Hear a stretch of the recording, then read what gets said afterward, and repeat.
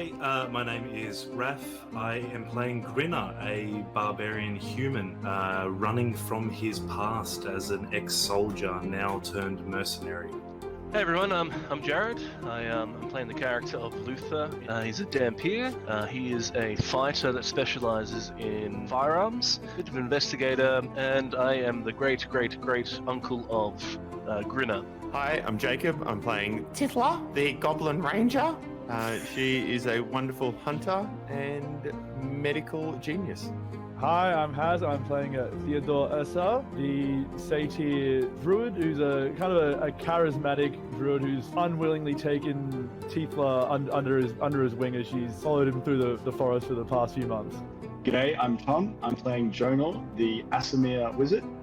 He is on the pursuit of good and evil, finding out the best and worst in this world, and he's doing that with a little bit of naivety and optimism.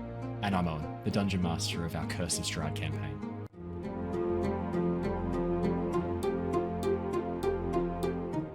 Hello! Oh wow. Hello. Smashed my phone onto my keyboard as I did that. I was too exuberant with my waving, and I ended up breaking my phone. That's okay, who cares? We're playing D&D. There's no phones in the D&D world. We're excited to be playing Curse of Strahd.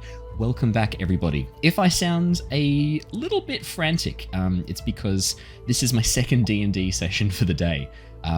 Although I really have no excuse because Josh, our special guest character who joins us once again, how many hours of sleep have you had, Josh?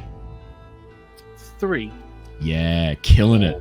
That is because Josh joined me for our one-shot over at Corsair's Cove this morning, 9 a.m. Australian Eastern Standard Time, 2 a.m.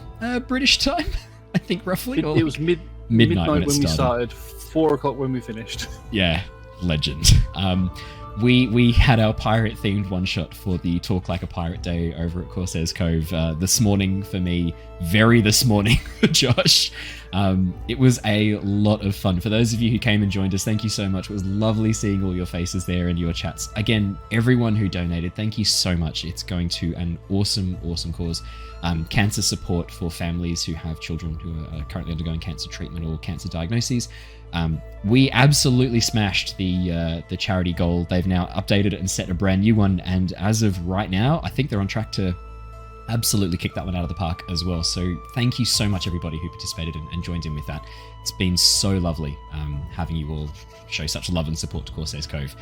I would say you should rush over and support them right now because the charity livestream event is still going, but we need your eyes here so you can come over with us when we raid them at the end of this session. Until now, you're ours. We're going to jump into the session and dive into that with great gusto. Before we do, other announcements. The only other announcement I have to share is that not next week, but the week after, the week of October the 2nd, there will be no sessions at all for the whole week. That's right. This channel is being shut down for 1 week only as I go away on holidays. Not clickbait. Just taking a week off up at Fitzroy Island, up Far North Queensland, taking a bit of a beach holiday away. So there will be no sessions for that week. Wow, that YouTube money's really coming in now, isn't it? Huh? Interesting. Where's our holiday? No comment. We're not paid. No comment. This is no sessions that week. Everybody, moving on. No, so I will be away that week, but we will be back again the week after with back-to-back sessions. I am working on something behind the scenes to pop out while I'm away on the YouTube channel. Some behind-the-scenes stuff. I thought it'd be really cool to do a bit of a tour of the homebrew world of Nostea and also do a bit of a breakdown of some of the rules that I use. I know they're all up on the wiki, but sometimes it's fun to kind of have them and talk through them as you go. So I'll be doing something like that and I'll record it and have it ready to rock and roll. Although now that I say that, Jacob mentioned Starfield right as we were about to start, and I kind of do want to record and play more Starfield because I have to say the more I play it, the more I'm enjoying it. Jacob, same for you? 100%. You can't play enough Starfield. I have played 20 hours, which isn't a lot, but I haven't done any of the main campaign. It's just ridiculous. And I haven't even done any other side story campaigns. I've just been hopping from thing to thing, and have done absolutely zero of substance, and have just had a ball the whole time. It's pretty easy to do. It's really fun. I started to get pulled into the Crimson Fleet faction quests, and that's been really fun as well, I have to say. There's nothing quite like being a space pirate who's also undercover, but also kind of enjoying the piracy and taking a bit on the side to pay off his piracy. So it's been pretty fun. I have to say, I'm actually enjoying it. I went in with cautious optimism. I tried to keep my hype low, but my hype has gradually built the more I've played. And the starship builder, when you get into the starship building, it's so much fun. It's insane. There's so much that you can do in that. So I'm an engineer, come from an engineering background. Yeah, aviation as well, I should add. Yeah, using CAD software. It's the same. Like, it's simpler, obviously, but it's right. You feel it, you're dragging things around, you're moving aspect ratios and stuff. It's just great. It's bang on, it's right. That's good to know. I had no idea. That's crazy. I will say there's one little mission that I had where it was a little touristy place and someone didn't want so many tourists around, so they gave me a weird alien costume to run around and try and scare the tourists. And then come back and all done. Happy days. Here's money. No. Are you kidding? Yep, that I just stumbled upon.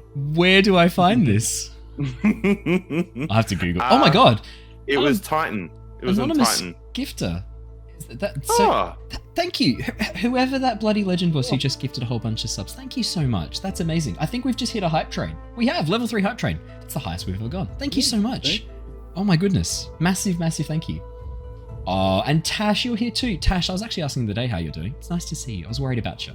Tash used to stream with us some spooky games. We played a bit of Phasmophobia back in the very first few days of our Lost Archives streaming. It's nice to see that you're doing okay. I was worried that we hadn't heard from you in like a whole year. I asked the Avatar crew the other day, I was like, has anyone seen Tash? Is she alive? How's she going? So it's good to know you're okay. Looking forward to doing some more Phasmophobia or other spooky game streams when you're back with us. That'd be great. Doing swell. Are you being held hostage? Swell's a word that you only use when you're not doing very well, surely, right? Like, swell's not a real breakdown. Or you've been hanging out with your grandparents too long. I've been doing swell. Actually, you do a good whistling. Why is your grandparent the creepy pedophile from Family Guy? Is yours not? I'm doing swell. That's That's it.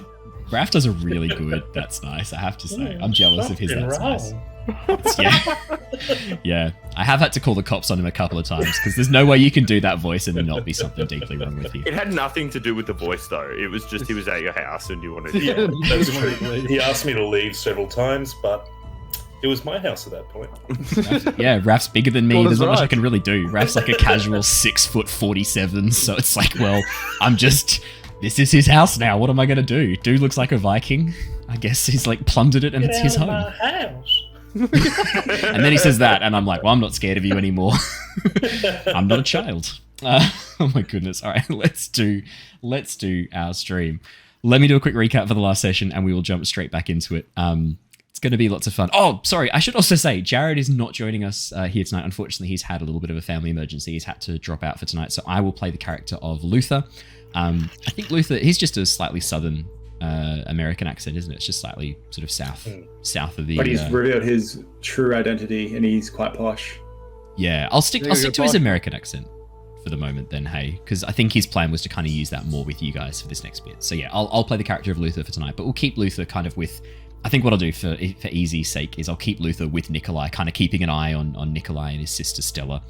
And that way we kind of have a lore reason why Luther might not accompany you to certain places for the moment until Jared's back with us. I don't want to do too much without him.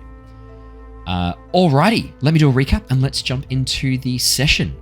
Previously on Curse of Strahd, our new team of the Tempest Adventuring Guild have found themselves lost in the dangerous realm of Barovia.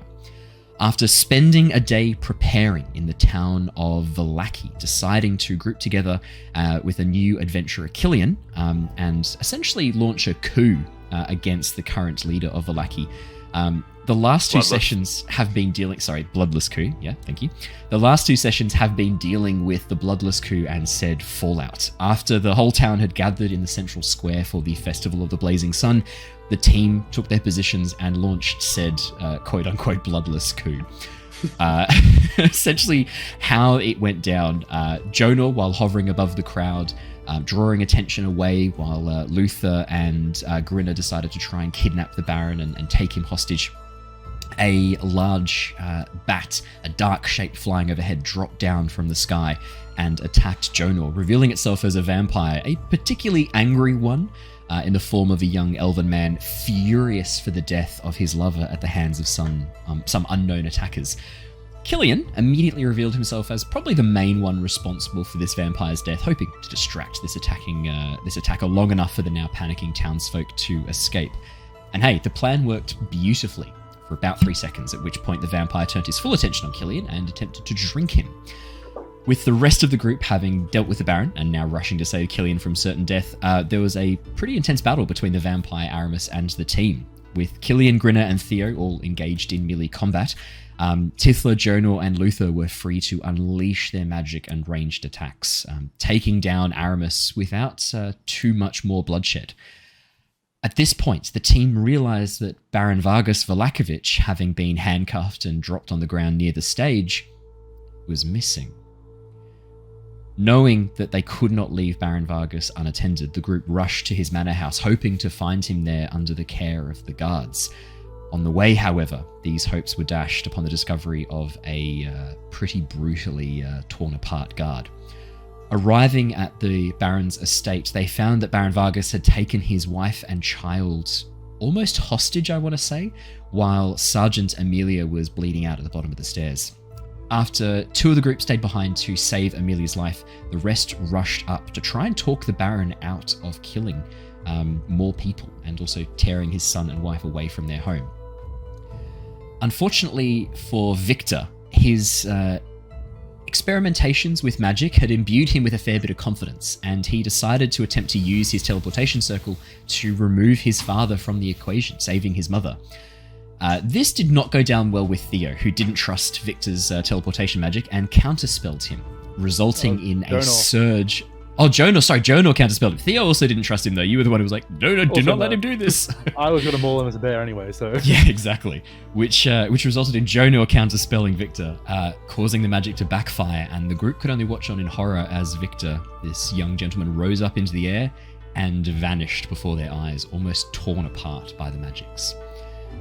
After taking down the Baron, with a little bit of help from his wife, who also participated in the ritual stabbing of this very evil man, the group headed back to the church, hoping for a bit of rest and relaxation time, while also attempting to save as many townsfolk along the way. Last session mostly dealt with the fallout, the group resting, recovering, and also gaining a bit of a level up, and preparing for the journey onwards. There was a bit of discussion about whether or not one of their companions would accompany them to the town of Kresk. They've been traveling for quite a while with 2 of their companions from the village of Barovia, Ismark and Irina. Ismark now having been instated as the new mayor of Vallaki.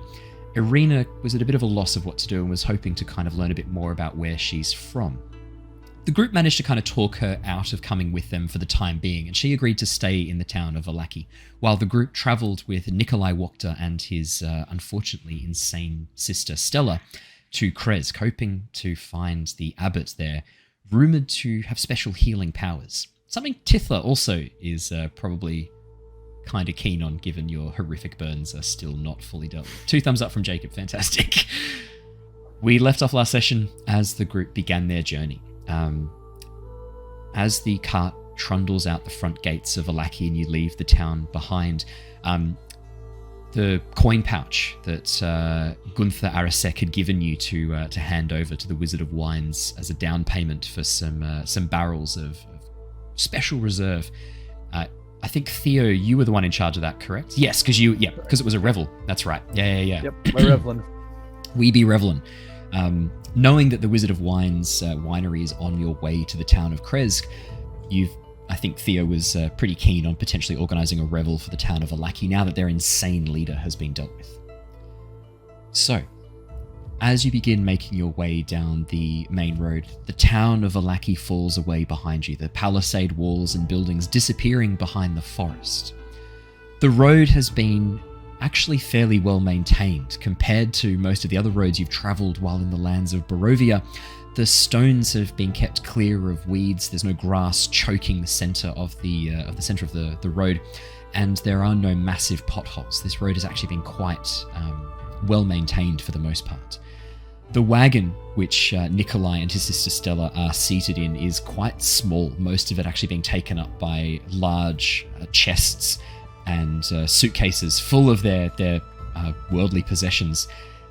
Pretty much a full exit from the Wakta Manor in Vallaki, having been activated as a result of the untimely demise of the rest of his family at the hands of a certain crazy gnome. As you all... exactly, who shall not be named. Naming him gives him power, as you all know. Raspip. As you begin making your way down the main road, I guess my question for you is, you know that it's going to be a couple of hours journey until you get to any real progress on your way. What would you all be doing during this time? It's going to kind of count as like a semi-downtime, while you won't necessarily be doing like a proper rest per se. I would count this as light activity, just making your way along, wandering along as you follow the road. I'd count that as a light activity. So yeah, I guess my question is, what would you guys be doing? Tithla begins by playing with her Tithla toy that she just got. Takes up a fair chunk of her time, is focusing on this new toy of her and working it out and seeing how it goes, and just because it's cool and fun. That's right. And trying to then get the other people's toys of themselves to have them all play together, and then it becomes a little too real, and she starts to reenact situations that have happened that she wishes went slightly differently. And then I think Grinner would look over at one point and she'd see like a little stocks built up at one point, and then like she'd catch his eye, and then she'd wreck it and put it away. And I think that's taking up her attention. That's amazing. Something like that. Yeah. Do you want to make me a performance check? Just because why the hell not, hey? I'd love to. Oh, yeah, -1. That's great. Oh, 11. 11. I mean, essentially, you're doing a pretty good job with the voices as you focus. Can you give us a quick rendition of Tithla giving a rendition of Grinner? Absolutely. So you listen here, love. I think that's what I give you for throwing the things at me. I'm really sorry. I didn't mean it. I meant we're friends. Yes, I know, love. We're friends. It's okay. We'll forgive each other again and be best friends. That's definitely an 11-worthy performance. That was fantastic, though. Grinner, I'd like to think that you look over at this point as Tithla's holding up the Grinner doll and the Tithla doll and like having this conversation. Are you like moving them back and forth? Like 100%. No, it's just the up and down. There's because like South Park. Yeah, there's not a lot to articulate, so it's just sort of up and down alternating. As you talk up and down, and then you talk up and down. That makes me so happy. Yeah, fantastic. Two of the guards who are kind of walking along alongside the carriage, 5 of them total, the other 3 up on top of the wagon. The 2 who are walking alongside kind of watch you doing this, Tithla, you're walking alongside the wagon as you do this, saying, not breaking stride, keeping pace easily. You watch as one of them, a slightly older woman, probably in her late 40s, early 50s, nudges her companion, a slightly younger man, goes, see? People like Blinsky's toys. I told you. You hear from the younger man, no, Blinsky's toys, they're creepy, Maeve. No one likes Blinsky. That little girl does, look. She's having a great time playing with her Blinskys. Yeah, but she's playing with toys of herself and her companion. Maeve, can you just hold Tithla for a second? You watch as Maeve sort of looks a bit startled, and then a warm smile spreads across her face. Of course, my dear. Yes, please. Tithla, was it? Well, yeah, of course. See? If you hold Tithla, see, it looks like me, then that's pretty easy to remember. So you'll know for next time. Okay. And what would you like me to... Did you want me to just hold Tithla, or...? Well, I mean, then you're gonna do the talking and I'm gonna do the talking. Oh, can you make me a persuasion check, please? Sure, I'm happy to roll it with disadvantage. No, I'm not giving you disadvantage for this. 18. That's an 18. She's adorable. What can you say? I'm gonna say for Maeve, there's a moment, Tithla. You're pretty insightful, I think, from memory, aren't you? You've got a pretty high passive perception. No, Tithla has never and will never be perform insightful. any sort of insight check. Is anyone so around... whatever people say is what Tithla will take. Okay, probably then Theo is the most insightful. You've got the highest whiz, right, Theo? Yes. Yeah. Would do. Theo, I would say that you notice, because it's hard not to notice Tithla playing with the dolls of herself. She also came over and asked for everyone's toys. Yeah, sure, why not? Yeah, Theo, you notice a moment, what could only be described as this moment of grief passing over Maeve's face that quickly is pushed down. It looks like a practiced movement as she quickly squashes that moment of grief, puts on a big smile. Oh, of course I'll play with you. I'd love to. And she spends the next hour playing dolls with Tithla. So Tithla has gonna say, "Okay, love, would you like to sit on my shoulders? Now it's your turn." Yes, I get sore legs when I have to walk so far. Could I No, wait. Am I Tithla? I'm Tithla.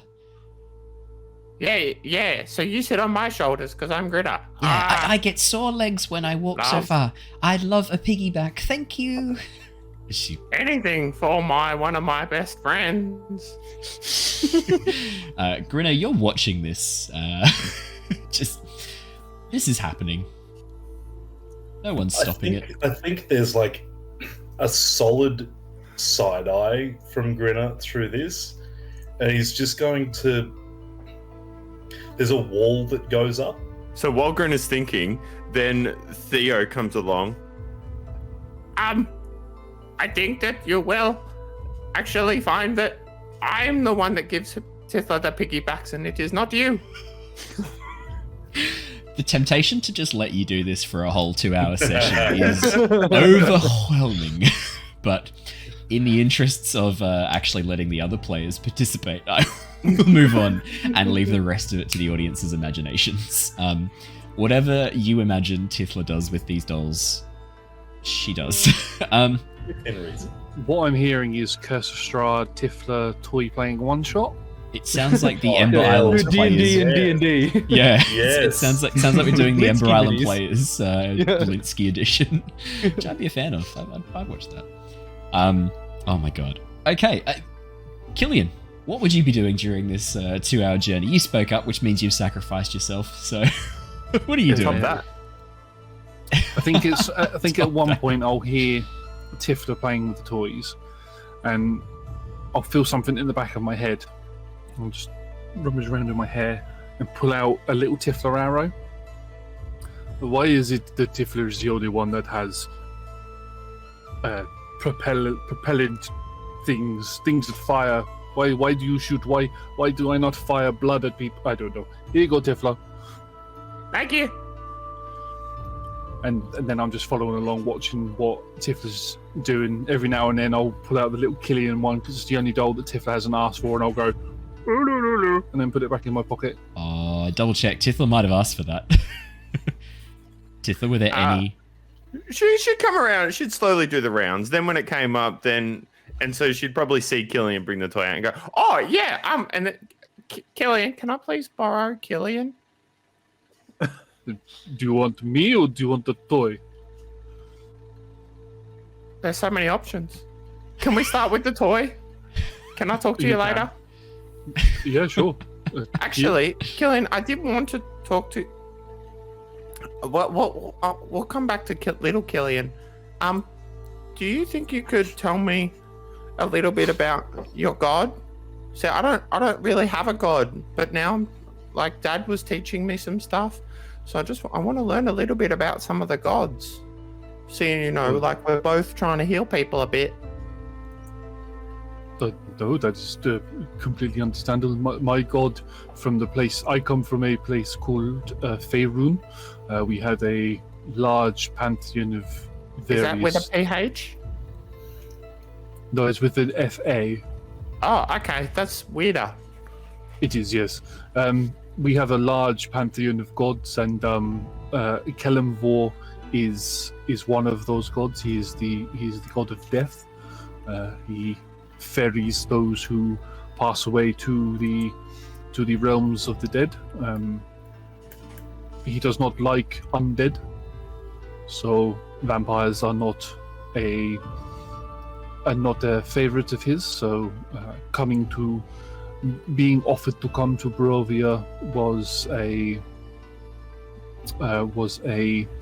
honor for my temple and for myself. So yes, any chance I can to see those who should have passed this mortal coil, I will take it. Oh, thanks. Do you think Kelemvor would need somebody else to sort of look up to them? Kelemvor is always looking for... We will always accept the prayers of others who are looking to do his work.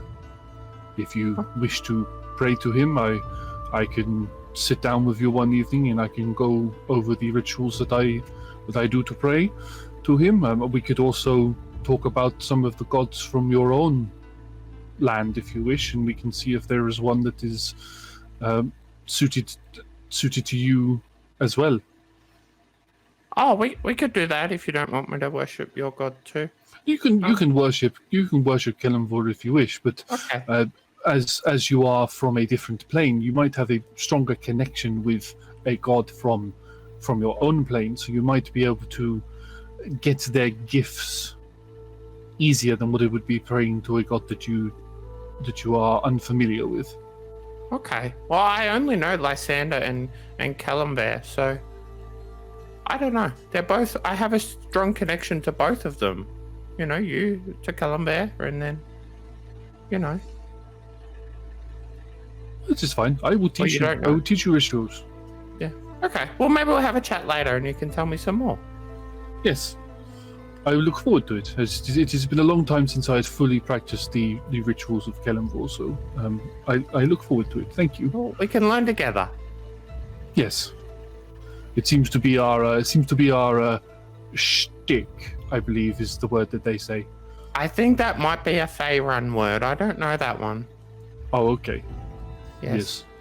But so you're okay if I play with little Killian for a bit, and like the junior Killian, like the toy Killian.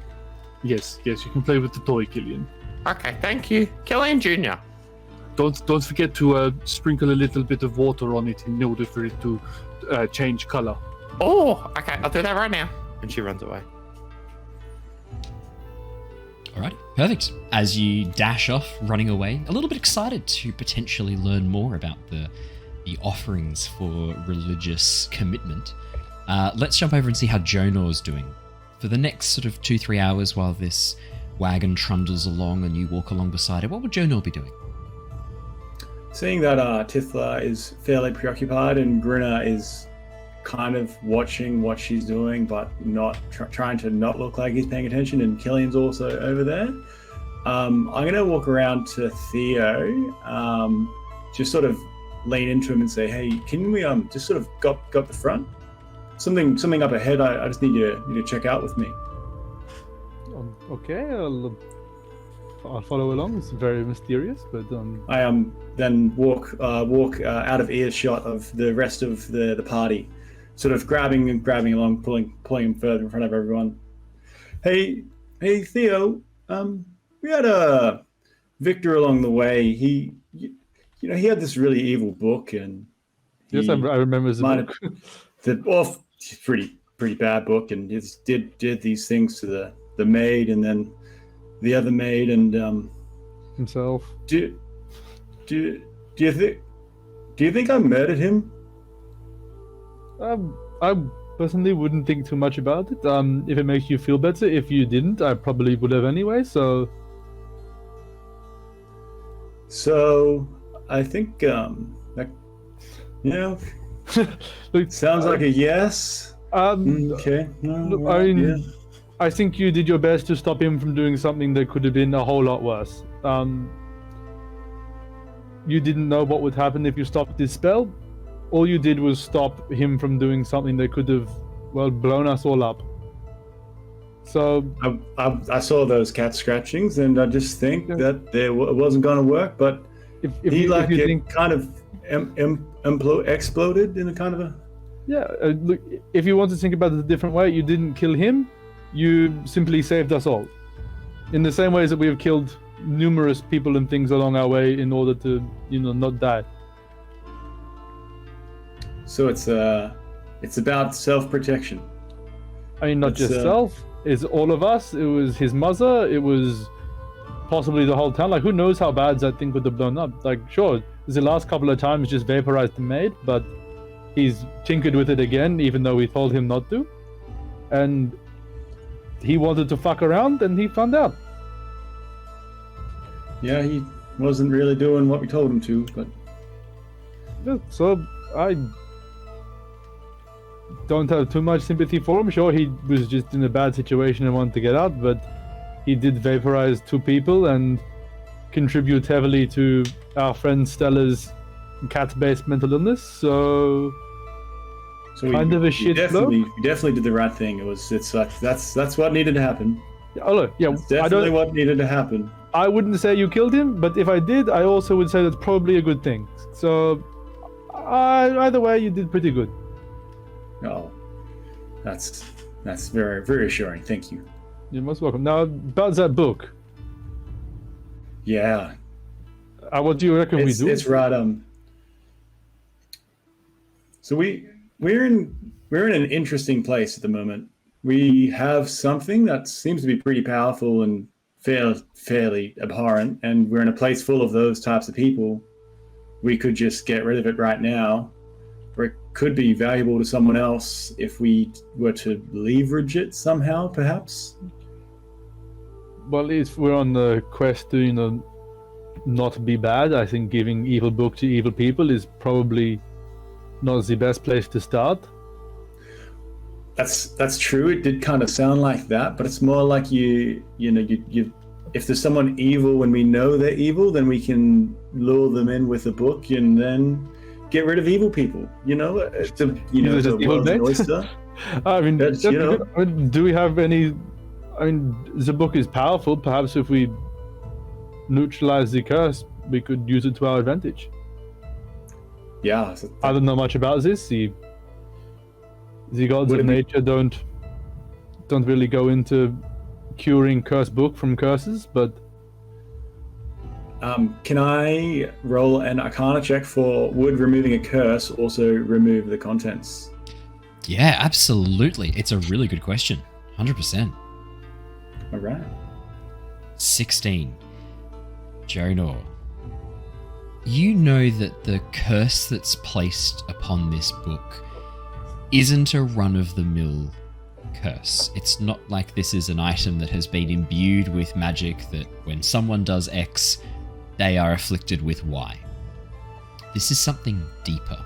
The curse is multi-layered. The curse is knowledge. Those who seek to use this book and to understand it are corrupted by it. If you were to remove the curse, you are not entirely sure how much of this book would be left behind at the end of it. The removal of the curse would change the contents in this case. How much? Hard to say.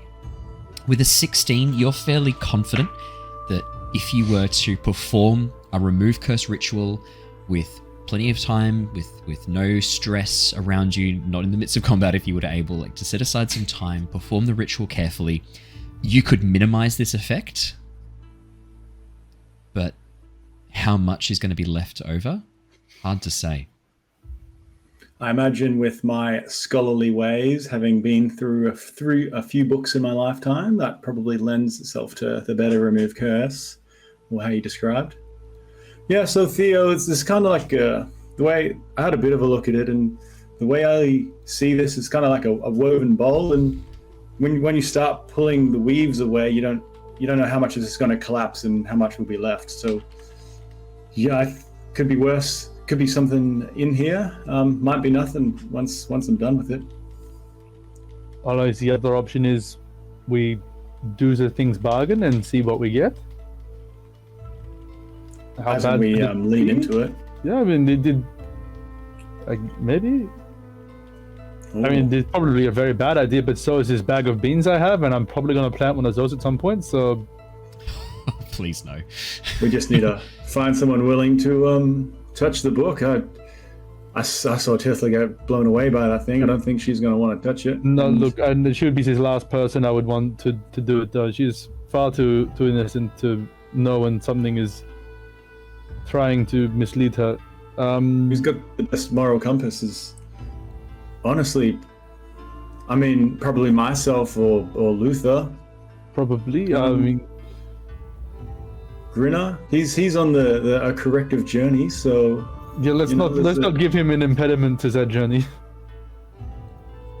I mean, there's that. I mean, but ultimately, like, I think it's probably going to ask you to do some pretty messed up shit for the knowledge. But I mean, if you think you can mitigate most of the damage with remove curse, I think most of the benefit without any of the side effect is better than none of the benefit with no risk, or all of the benefit with maximum risk. So I think it's a pretty good middle ground if you wanted to try it. Or we just keep it around and then something will probably happen with it. Yeah. And if someone sees this book on me, they're probably going to think I'm some sort of evil being. I mean, you did just murder a guy, so I guess you are pretty evil. Yes. Yeah. His face changes from discussing the book, and it's like shock, and he looks down to the ground. Just kidding. You're not a murderer. The fact that you feel bad about it clearly shows you're not the murdering that. Yeah. I've got that's guilt. Guilt is that's a very good indicator. Yeah, you're right. This is something you could probably put into your book. Good aligned things feel guilt when murdering. That's a pretty good start. I think we'll go with that one. It's probably like a good, very simplistic breakdown of D&D alignment. as a feels whole, guilt, feels nothing, feels enjoyment.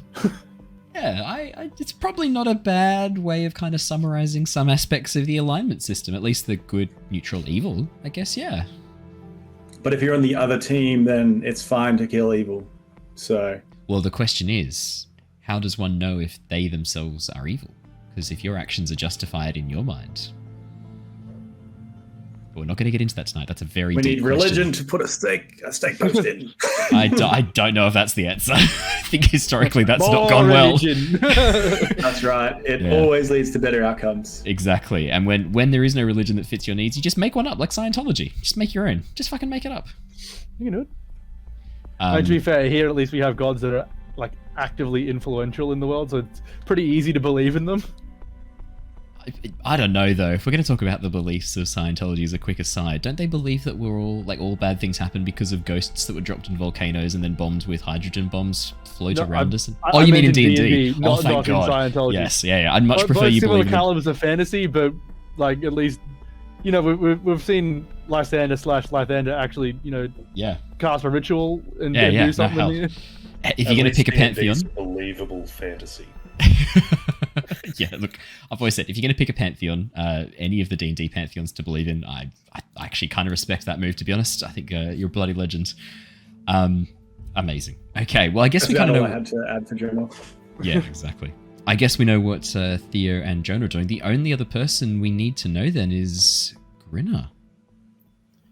I think initially after Titler's antics, Grinner's going to be side-eyeing that whole situation. And there's definitely going to be a certain level of a wall that is going to go up. And he basically has his entire dog end in one lungful.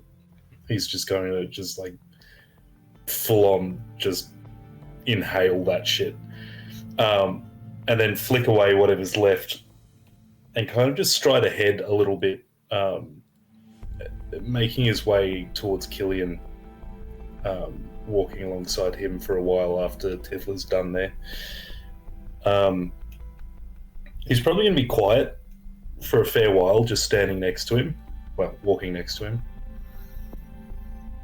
And then after a few, I guess, glances and attempted starts, he's not looking at him, he's looking almost at the ground in front of him. He's just going to say,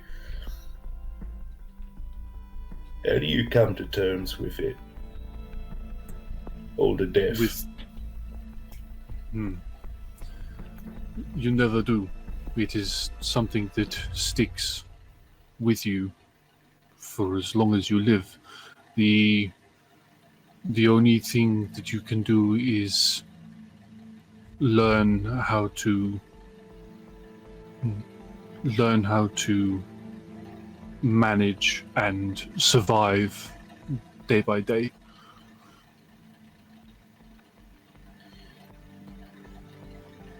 Is that what got you into what you believe in with your religion?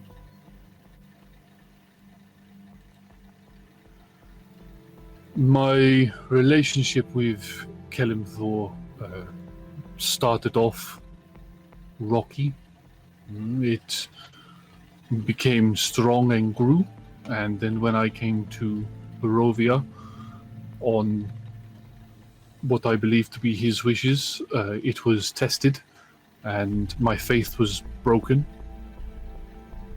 And through connecting with all of you, and with the assistance of what Tifla has sort of awakened within me, I'm beginning to build that connection with him again.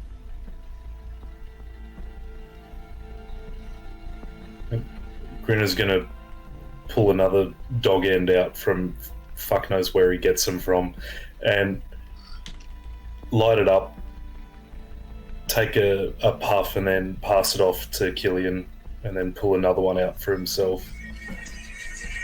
Oh, there you go. And this one has some music in it, which is really cool. Yeah, that's impressive for a dog end. Not many have that. No, it's enchanted. Yeah. It's Bluetooth dog end. I've heard of those. They are called enchanted vapes. Yeah. Is that right? Yeah. It blasts music every puff. It's good stuff. He's going to pass one off to you and have one himself, and kind of mull on that for a minute. I've been a soldier for all of my adult life, and through that, you don't always get ordered to do the right thing. It kind of gets muddled, you know. It gets muddied between the orders and how you feel about it. And I don't know. It's not right in my head.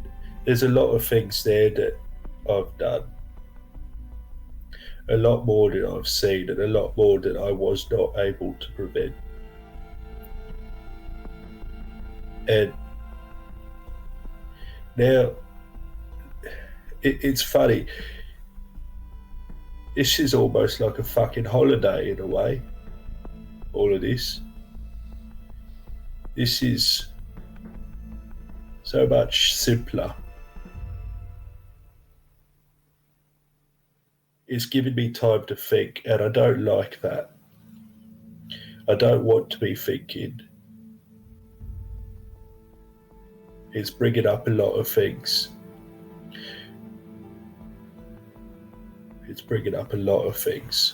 And I feel I can't talk about this with the others, right? You're new. You don't get it properly yet, I hope. But if I speak to them about this, what respect I've built, it won't be there anymore. You know, I need someone I can talk to about this. Otherwise, I'm going to drive myself to drink or find a short rope and a big tree. I'm not ready to go out like that. That is no way for any person to go. If you feel that you need to speak to anybody, I am more than willing to lend my ears to whatever ails you. I will say that I do not believe in the day and a bit that I've known all of you.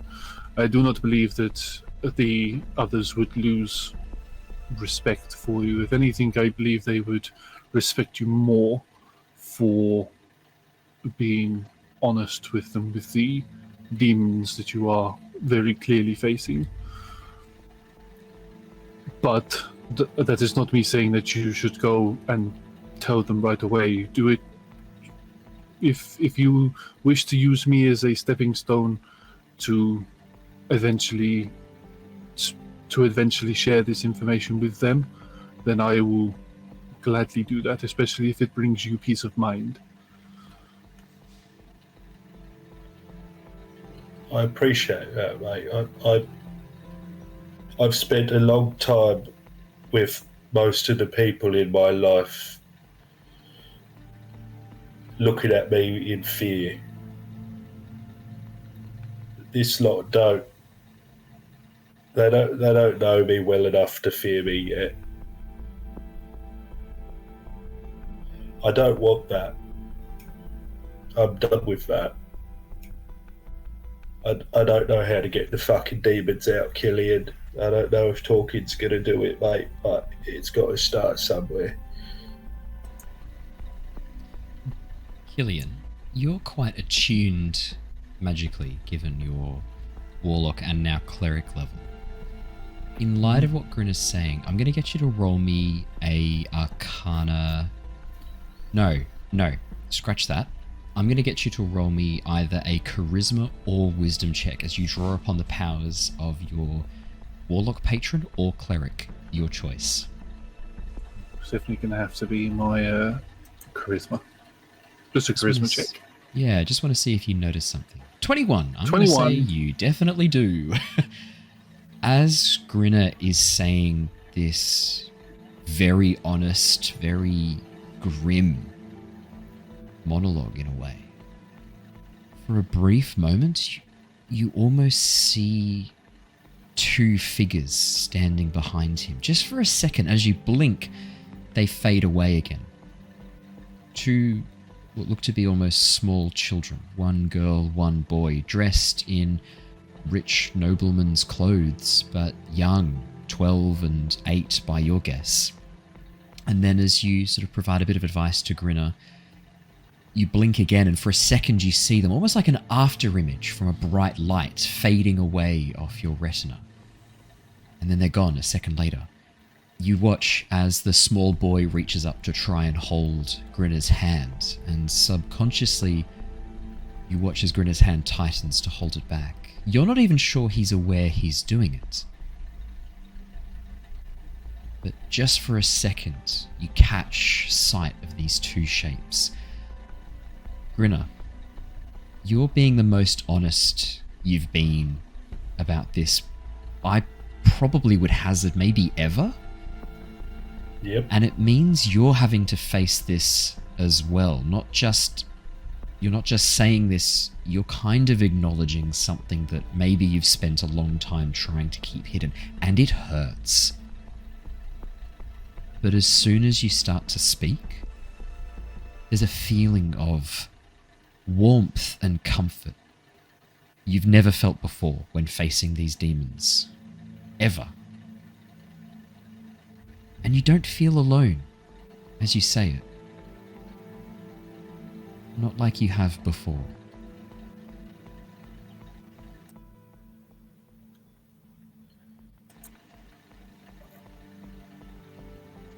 I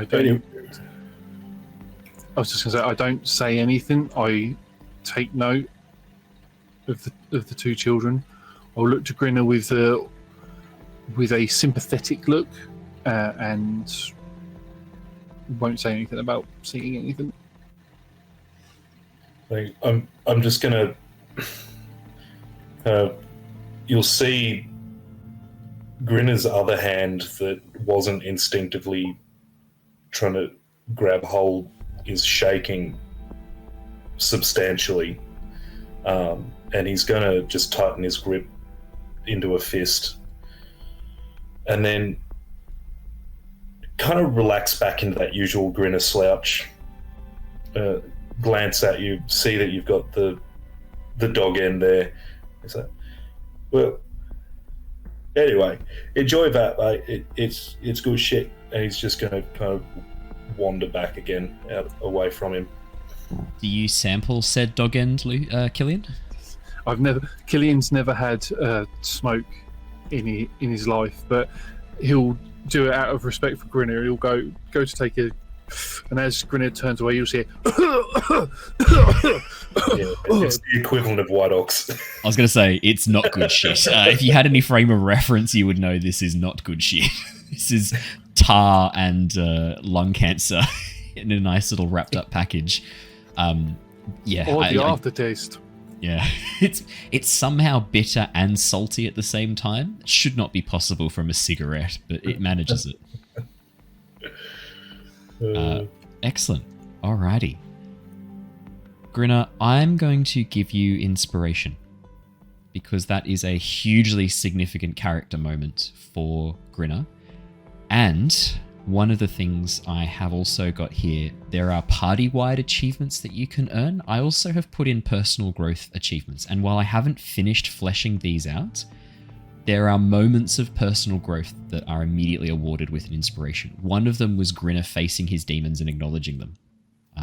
So that is definitely, absolutely earning an inspiration point for you. 100%. Yeah, so I'm wanting to kind of like add more of these little challenges for you to complete to remind me to hand out inspiration for these really important moments. So yeah, that is absolutely an inspiration point for Grinner. Which you can also add to your birthday inspiration from Friday. Yeah, nice. Because I did also forget to say at the top of the session, but I remembered halfway through as Raph, as the character of Grinner was talking quite nihilistically, that Raph is now 30 as of a few days ago. It's weird how that reminded me. I don't know what the connection or correlation is there. So, borderline actual nihilism from Raph, probably. Welcome to the club. Nihilism is the best way to approach the world, so I thoroughly recommend it. I've been an optimistic nihilist for at least 10 years now, and it's the best. Yeah, no, absolutely. So enjoy those two. Make sure you mark off those two inspirations. They are yours to spend as you wish. Thank you very much, DM. My pleasure. The journey continues onwards. You take a brief moment to stop for supplies and to have a quick bite to eat, a moment to catch your breath as then you begin traveling on. Before too long, you find yourselves arriving at the edge of a river crossing, a bridge crossing this fast-flowing, rapidly moving river that seems to drain into Lake Zarovich, the massive lake off towards the north of Vallaki. As you get to the edge of this bridge, you can see that the road actually splits into almost an X intersection. You have obviously come from the northeast branch, but it looks like the road splits northwest, southwest, and southeast from here. There was a wooden signpost at this position, but the top half has been broken off, leaving only a signpost jammed into the wooden bridge, sitting at a bit of an angle, the top half shattered. As you look around, You can see no signs of any people here, but signs that people have been through. Wagon tracks, hoof prints, and footprints leading in all directions, to and from this bridge. As the cart comes to a stop, Nikolai gets up, wanders over and looks at the signpost, and then looks back, wandering over to the 5 of you, 6 of you plus Luther. I was not sure which road was the quickest to take. I was hoping that we could consult the sign and use it to help us navigate, but it seems someone has broken the sign. Do any of you, are you familiar with this area? Have you come through here before? I wasn't sure which way you entered the town of Vallaki from. From which way did you come? We came from Barovia? No, the other way. This could be tricky. I One might see thing if I that's can... Oh, Never yes. steered me wrong is if in doubt, go left. Killian, you've been on Olovis's place. Do you have a better suggestion than going left? Because then you never left in doubt. Very... But you might be doubting left. Killian, as you... yeah, what was your question? I was going to say, I've been in Barovia for a few months. Would I have travelled this path before? Oh yeah, you've been along this road before. You haven't been to the town... I'm going to say you probably haven't been to the town of Kresk yet. I reckon that might just... Because it's far to the northwest. It's pretty far out of the beaten track. So probably it's not been an area you've travelled to by yourself. But you have been along this road before. This is actually the road you came to get to Vallaki on your first approach.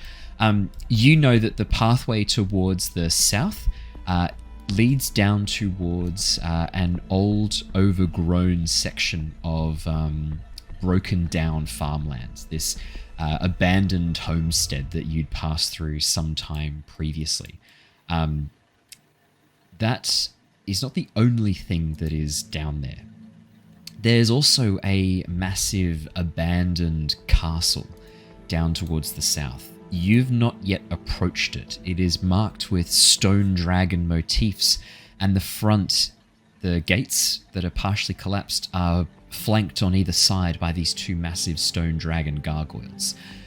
You don't know much about this. I'd say that any time you've asked people, they've warned you to stay away from Arginvostholt, warning you that only death lies for you beyond the gates. But apart from that, if you were to follow Tithla's directions and go left, just flat out left, it would be another couple of hours' journey, and you would arrive at Arginvostholt, the ruined and abandoned farmlands not too far beyond that. You would also know that you can get to Arginvostholt by actually just following the road straight. If you were to continue on the road that you're on, there is also another branching pathway to Arginvostholt. It's not a straightforward pathway. It's going to lead you meandering through the woods, but it would also lead you in that direction. However, you also know that the road continues on. That road that seems to bend down towards the southwest, you know that it does curve as it gets around the corner and leads back up again towards the northwest. Ostensibly, you know that you need to head northwest to get to Kresk, and you know that the Wizard of Wines is not too far off the track from that northwestern pathway. Given that information, I'd say that really you would know that you can either head northwest or southwest of here. You probably don't want to be heading southeast, unless you wanted to go to check out Arginvostholt, which you absolutely are welcome to do. Or if you wanted to rest for the night in that abandoned homestead, 100%, you're more than welcome to head there. So there is if we were to go to the southeast, there is an abandoned farmstead that we could potentially stay at. There is also the ruins or castle of Arginvostholt. It is a place that I've only seen from a distance. There's a lot of dragon statues there. I've been warned by many people around that I've seen that not to go there, but I don't know if that is of any interest to anybody. If we want to continue to the Wizard of Wines or even to Kresk itself, then we would need to go to the northwest following this straight road and taking the next bend. All right. Can I turn to I've forgotten his first name, the Wokta boy. Nikolai. I'm going to turn to Nikolai. They're still on the cart, yeah, I'd imagine. Stella is still inside the cart with one of the guards. Nikolai has jumped down and is talking to you from the road. He headed on over to the bridge, saw the broken sign, and then came back and was like, "Oh, I don't know what to do. What do you think we should do? Help me, please! I'm just an NPC!" Yeah. Nikolai, you lived in that town your whole life, right? Back Yes, there? I grew up in Kresk. Sorry, not Kresk. I grew up in Vallaki. Never been to Kresk. Some What Todd do you Howard know? level NPC writing. I grew up in Vallaki. I have been to the town of Barovia once or twice, and my family we did travel to the old mill as well on a number of occasions, but I haven't been this way very far. I did once go hunting with my father in the woods not too far from here. What do you know about that castle? What's the rumours about that place? Arginvostolt. I don't know much, only that I was warned to stay away. My mother was very clear that I should go nowhere near it, that it is a place of death, a place where children go to be taken and killed. She did say that about a lot of places, though, so I wouldn't necessarily assume that is a true thing. No, all I can tell you is that it is a large abandoned castle. It's been there as long as I can remember, as long as anyone can remember. Kind of sounds like that bakery. Children go get, their fate ends poorly there. It's He pales probably the visibly story. as you mention a bakery where children go missing. Whoa, what's the grimace? What's the grimace for? My mother told me about the bargain the Baron had made with the hags of Old Bone Grinder. I now know what is in dream pastries. It's not a thing I think I will ever be able to unlearn. I can't believe the Baron made that agreement with those monsters. To send children, to send young girls and boys, young women and men to these creatures to be slaughtered and eaten. Was the Baron always like that? As long as I've known him and remembered him. My mother said that he, when he was younger, when he was a young man, they were friends, my mother and Baron Vargas, and she said that while he was a bit strange, he wasn't cruel. But when the old Baron, his father, passed, something changed in Vargas, and she said that very quickly, and in the couple of weeks, he went from being this young boy to this monster of a man. I think while this conversation's going on, Grinner's going to back away from it to the cart and start rummaging for booze. Do you want to make me an investigation check? I am going to give you advantage because Grin is a bloodhound when it comes to locating alcohol. Roll for rummage. Roll for rummage. Roll for rummage. A rum rummage. You're probably going to succeed and locate rum. While you're doing that, we'll jump back with Nikolai. Does that answer your question about Arginvostolt? It does. It sounds. Should actually add as well, there is one other thing. I did hear a group of adventurers, people from another place. I can't remember the name of where they were from. They passed through hoping to plunder the treasure of the dragon. Not sure if that means anything. Was they from a place called Nostea? That does ring a bell. There were three of them. Did they have a little insignia with a tower on their clothing? Yes, now that you mention it, a white tower. There were three of them. A very small lady with green hair, a taller man, and a cat-like person. They looked like a large, like bipedal cat. I was very interested. I quite like cats, but yes, they passed through a few weeks ago. Said they were looking to plunder the treasure of the dragon.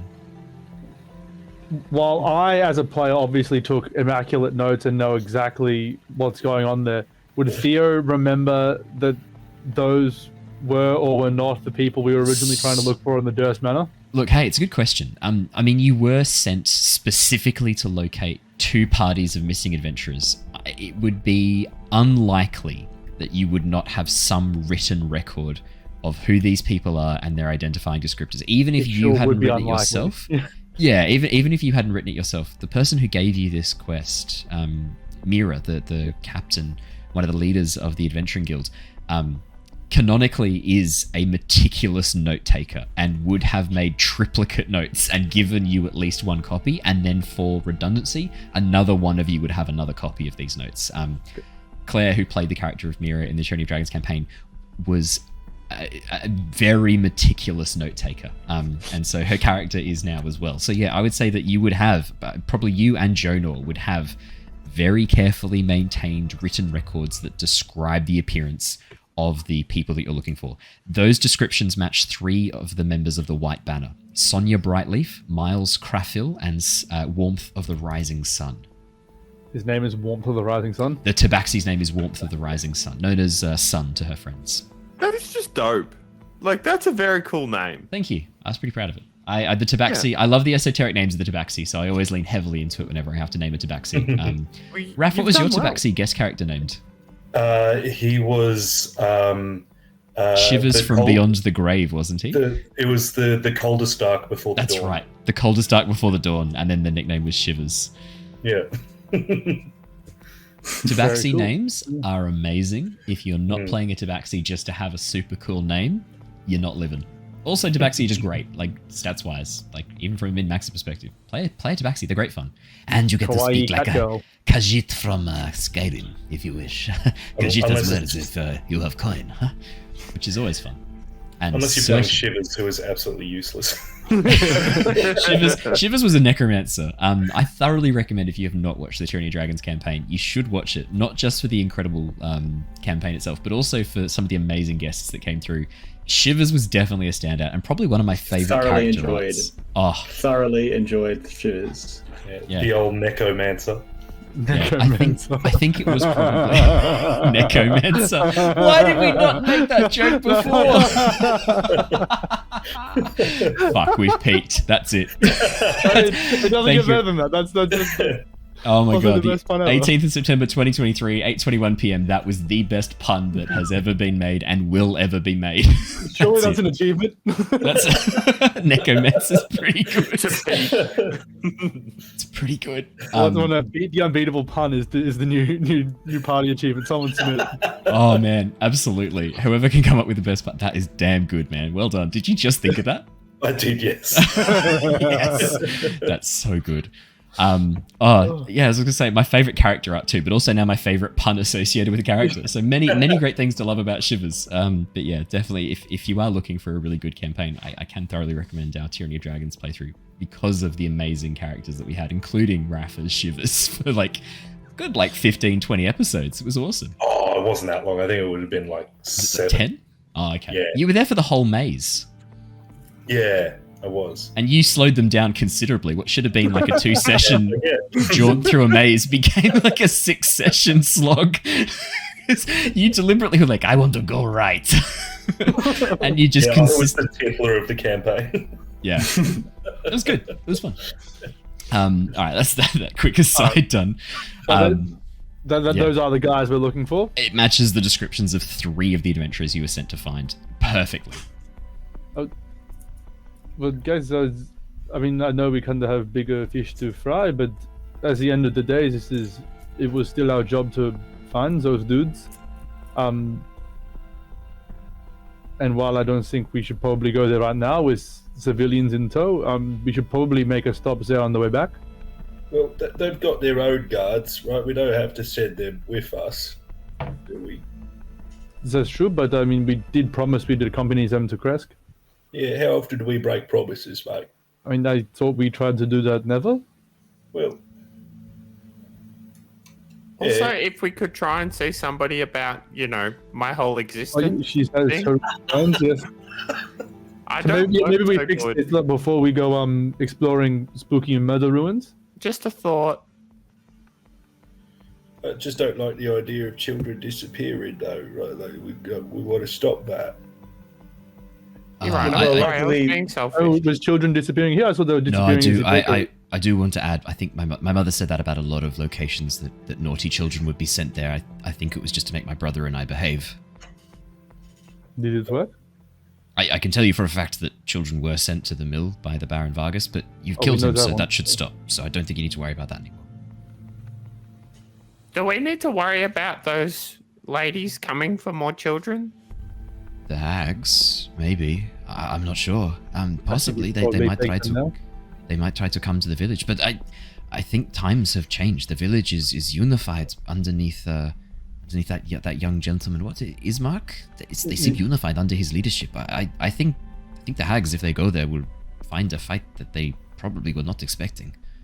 And we have had a solid 1 to possibly 2 days worth of training, so I think we are much more capable of taking care of the hags now. That's true. That's true. Are you And I'm- canonically trying to describe a level up there? I think we've gotten like 2 levels since that fight with the hags, but it's been like maybe 3 days since then. It's been about 4 or 5 days. Yeah. So at a cracking pace, we've leveled up. You have accomplished a lot, though. Yeah. To be fair. We're pretty good. But yeah, so I think we don't go to the castle right now. We go to Kresk, heal our Tithla, then we go to the wine, we tee up the wine, and then we have to come back for the party in Velaki, and then on the way back we stop at the murder castle and make sure we get evidence of. I presume those adventurers are probably dead, so we get their little patches, and then we get paid when we get back. Yeah, all right. That 'Cause makes no sense to me too. I mean, at the end of the day, I know we kind of want to just not die here, but if we can not die and also get paid when we get back, that's kind of a bonus, really. Honestly, I'd be happy to just get back at this point. I mean, same, but like, get back and be pretty rich. Yeah. All right. Off we go then. Kresk it is, but oh no, we still don't know which way we're going, do we? We go the northwestern way, right? Yes, because you have the 2 ways Killian- into the castle. Left. Killian knows you could go northwest or southwest. As far as he's aware, both roads should generally lead you toward the village of Kresk. With Tithla shouting, that thing, I just pick her up and like turn her 180 degrees. And go, yes, we will go What? left. And she still points left. Off we go. That's a good creative solution to that problem. It's nice. I like that. Hey, sometimes Occam's razor, the simplest answer is the correct one. Tithla is infinitely rotatable. Just rotate Tithla until she's in the correct position for left and you're good to go. I've decided, and I'm leading the way, and starts walking. Let her go. My question is, Tithla, are you going northwest or southwest? To the way that she was set when she pointed left. Yeah, I would have said her Right. to go the northern route there would have been her left that I turned her to. Northwestern route. Brilliant. That's all I needed to know. Don't Did I say find things like that. alcohol? If you start talking like that, I start planting beans. That's a hell of a threat. Do you know what? Do you know what, Do it. Has? Fucking do it. Fucking I got plant 11 a bean. beans here. I'm not afraid to use. Plant Do a it. bean.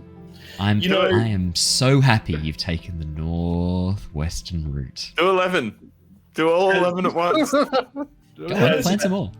As a horticulturalist, just for your own knowledge, you could, if you so wished, use one of those beans as a suppository and it would germinate. It wouldn't though, because these are magic beans, and it specifically says they need to be planted in soil. Well, we don't know what he They'd be sticks up. soiled. I do not want a Mummy Lord's pyramid coming out of my ass.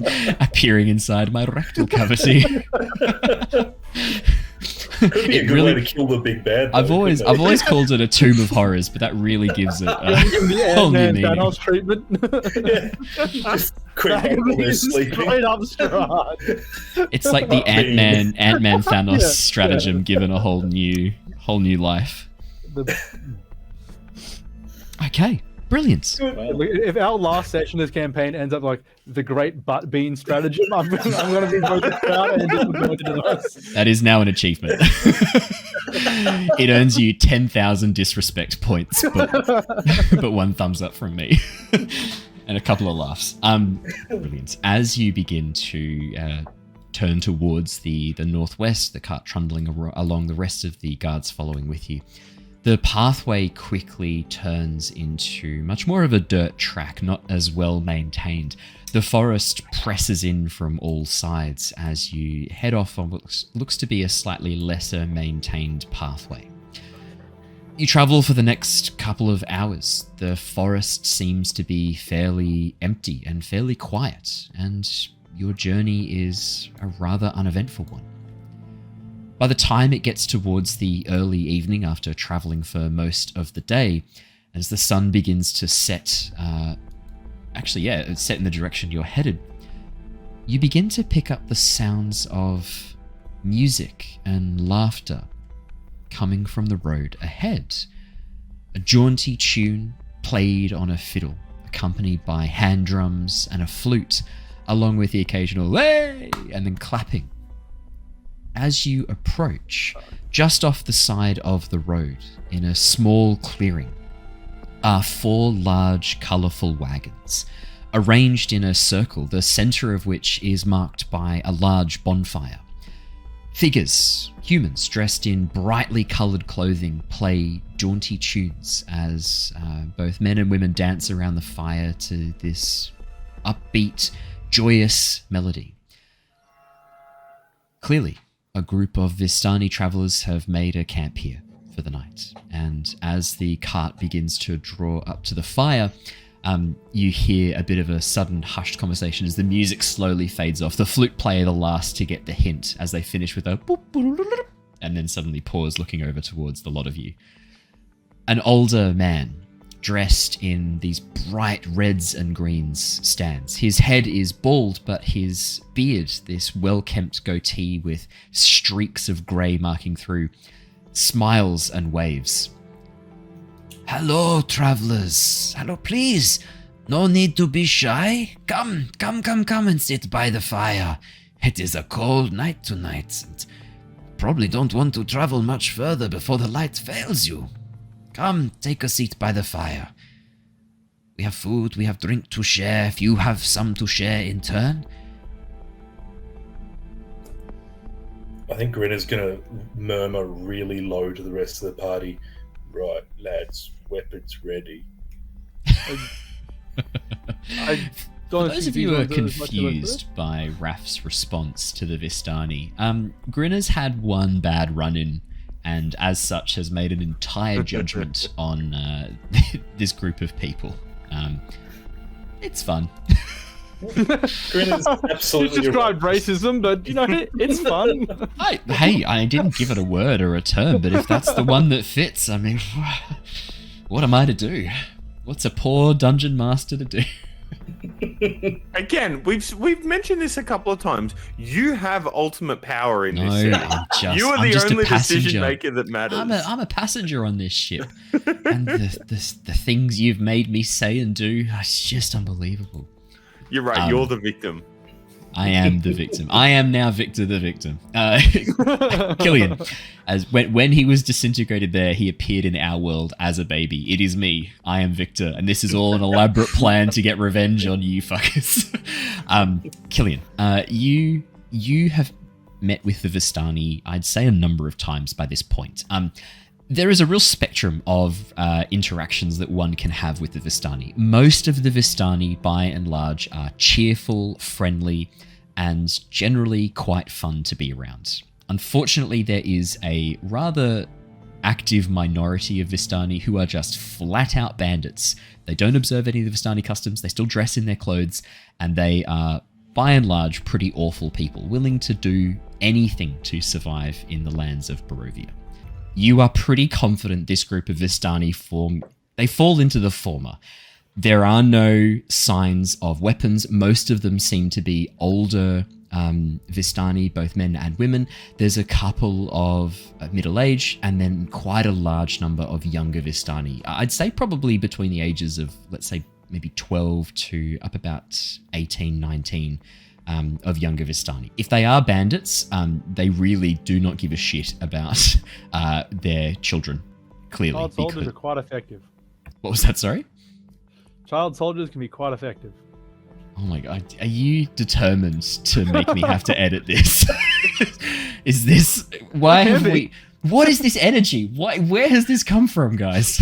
I'm taking a back seat from here on out. You raised us like this. Me?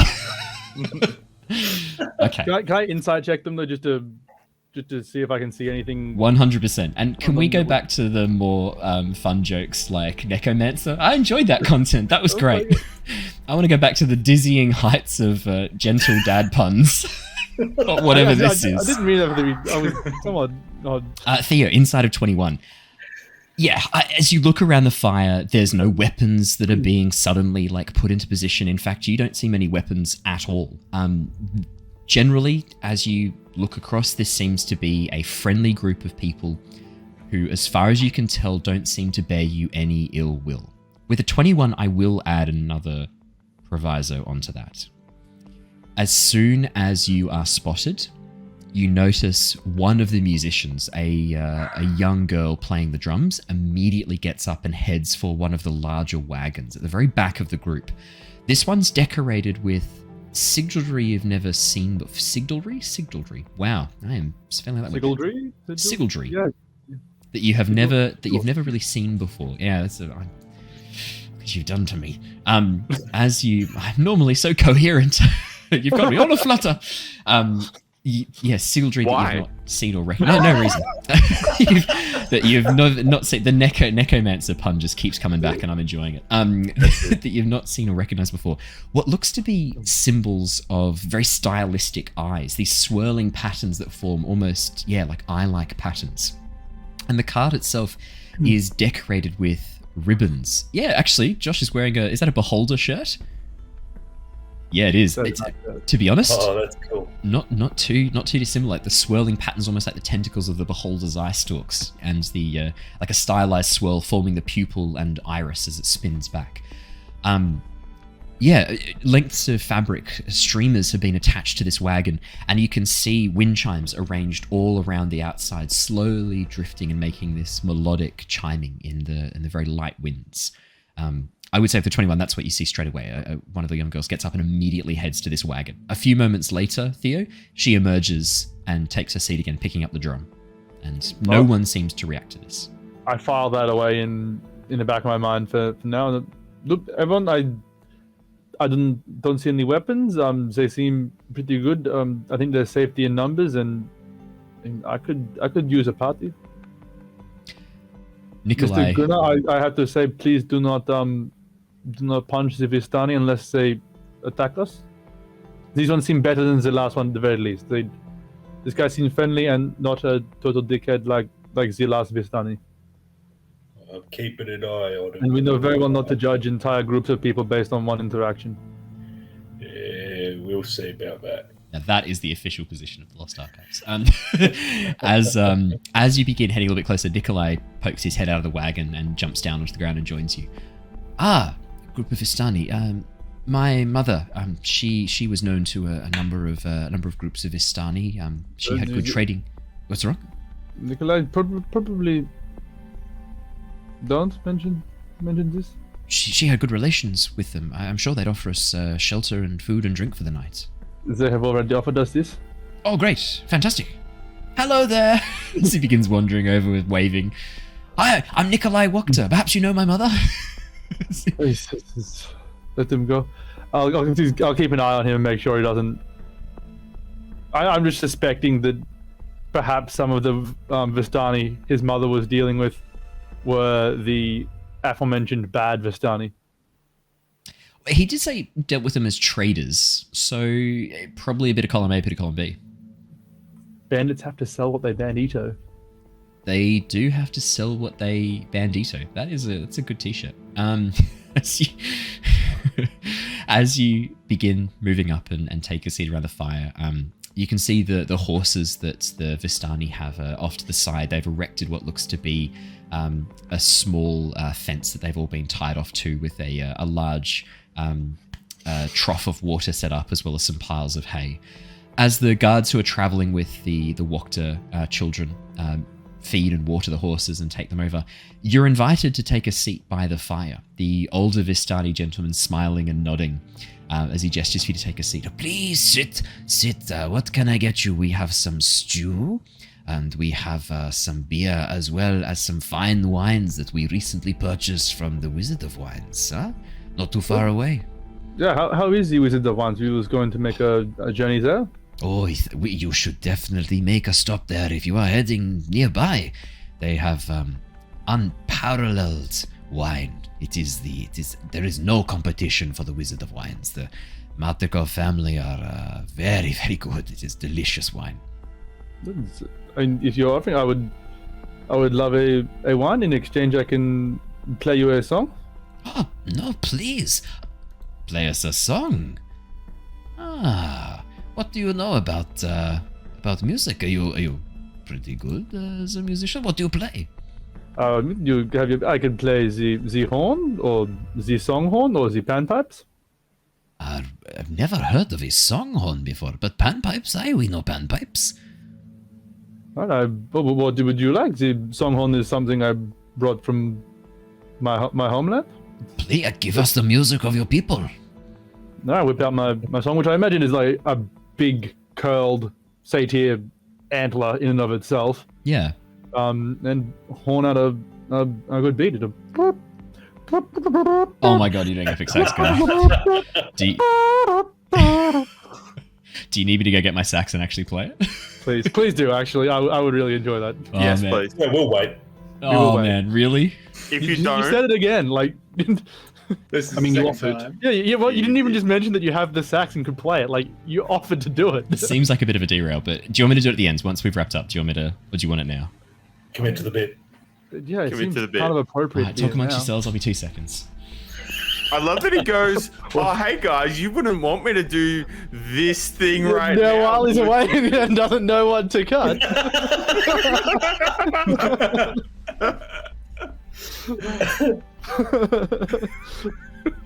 love that he just has take this time to prepped. appreciate Owen's shorts.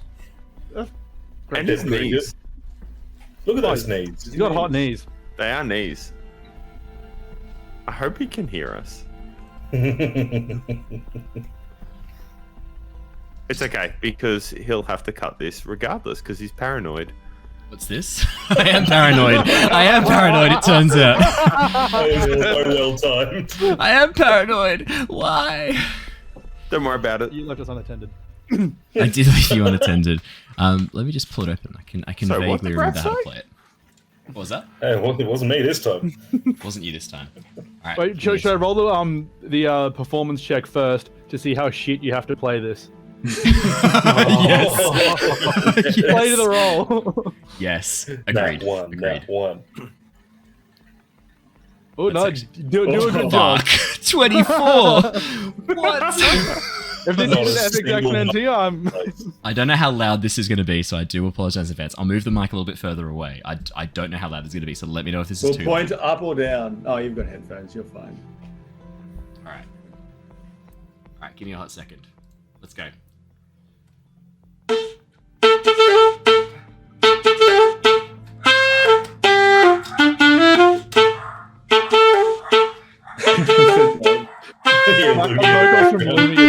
Yeah, my dog does not approve. Singing along. She's singing along. She's actually coming to tell me off. She's so cross about it. I deserve that. And Alice is going to be thinking, why is there saxophone? She's going to be so confused. do I need to keep going? It sounds like someone. Yeah, missed don't that. pack that down. Hey, little pup. Come have a look. Just playing the sax. My dog is not happy. All right, one It'll more time. come back. How loud was it? Was that a good position for the mic? It was Or? perfect. Yeah, that was good. Yeah. Ideal.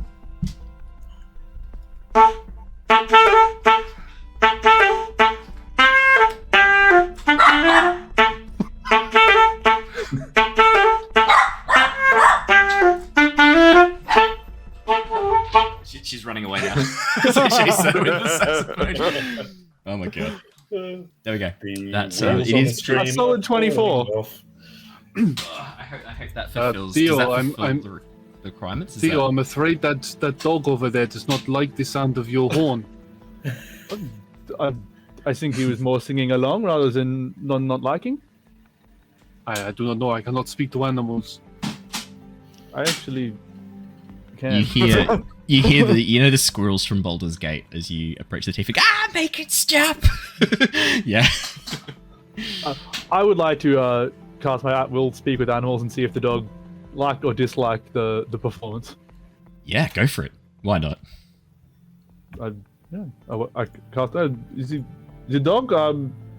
Were you singing along, or were you asking me to stop my horn? Because it's kind of a traditional thing, so it's a bit insensitive to say you don't like it. I really liked the song. I was singing along. It was great. I thought so. That's very kind of you to say. I love it. Have a snack. Yes. Oh, I love food. I love food so much. I think that's what most dogs would be like, right?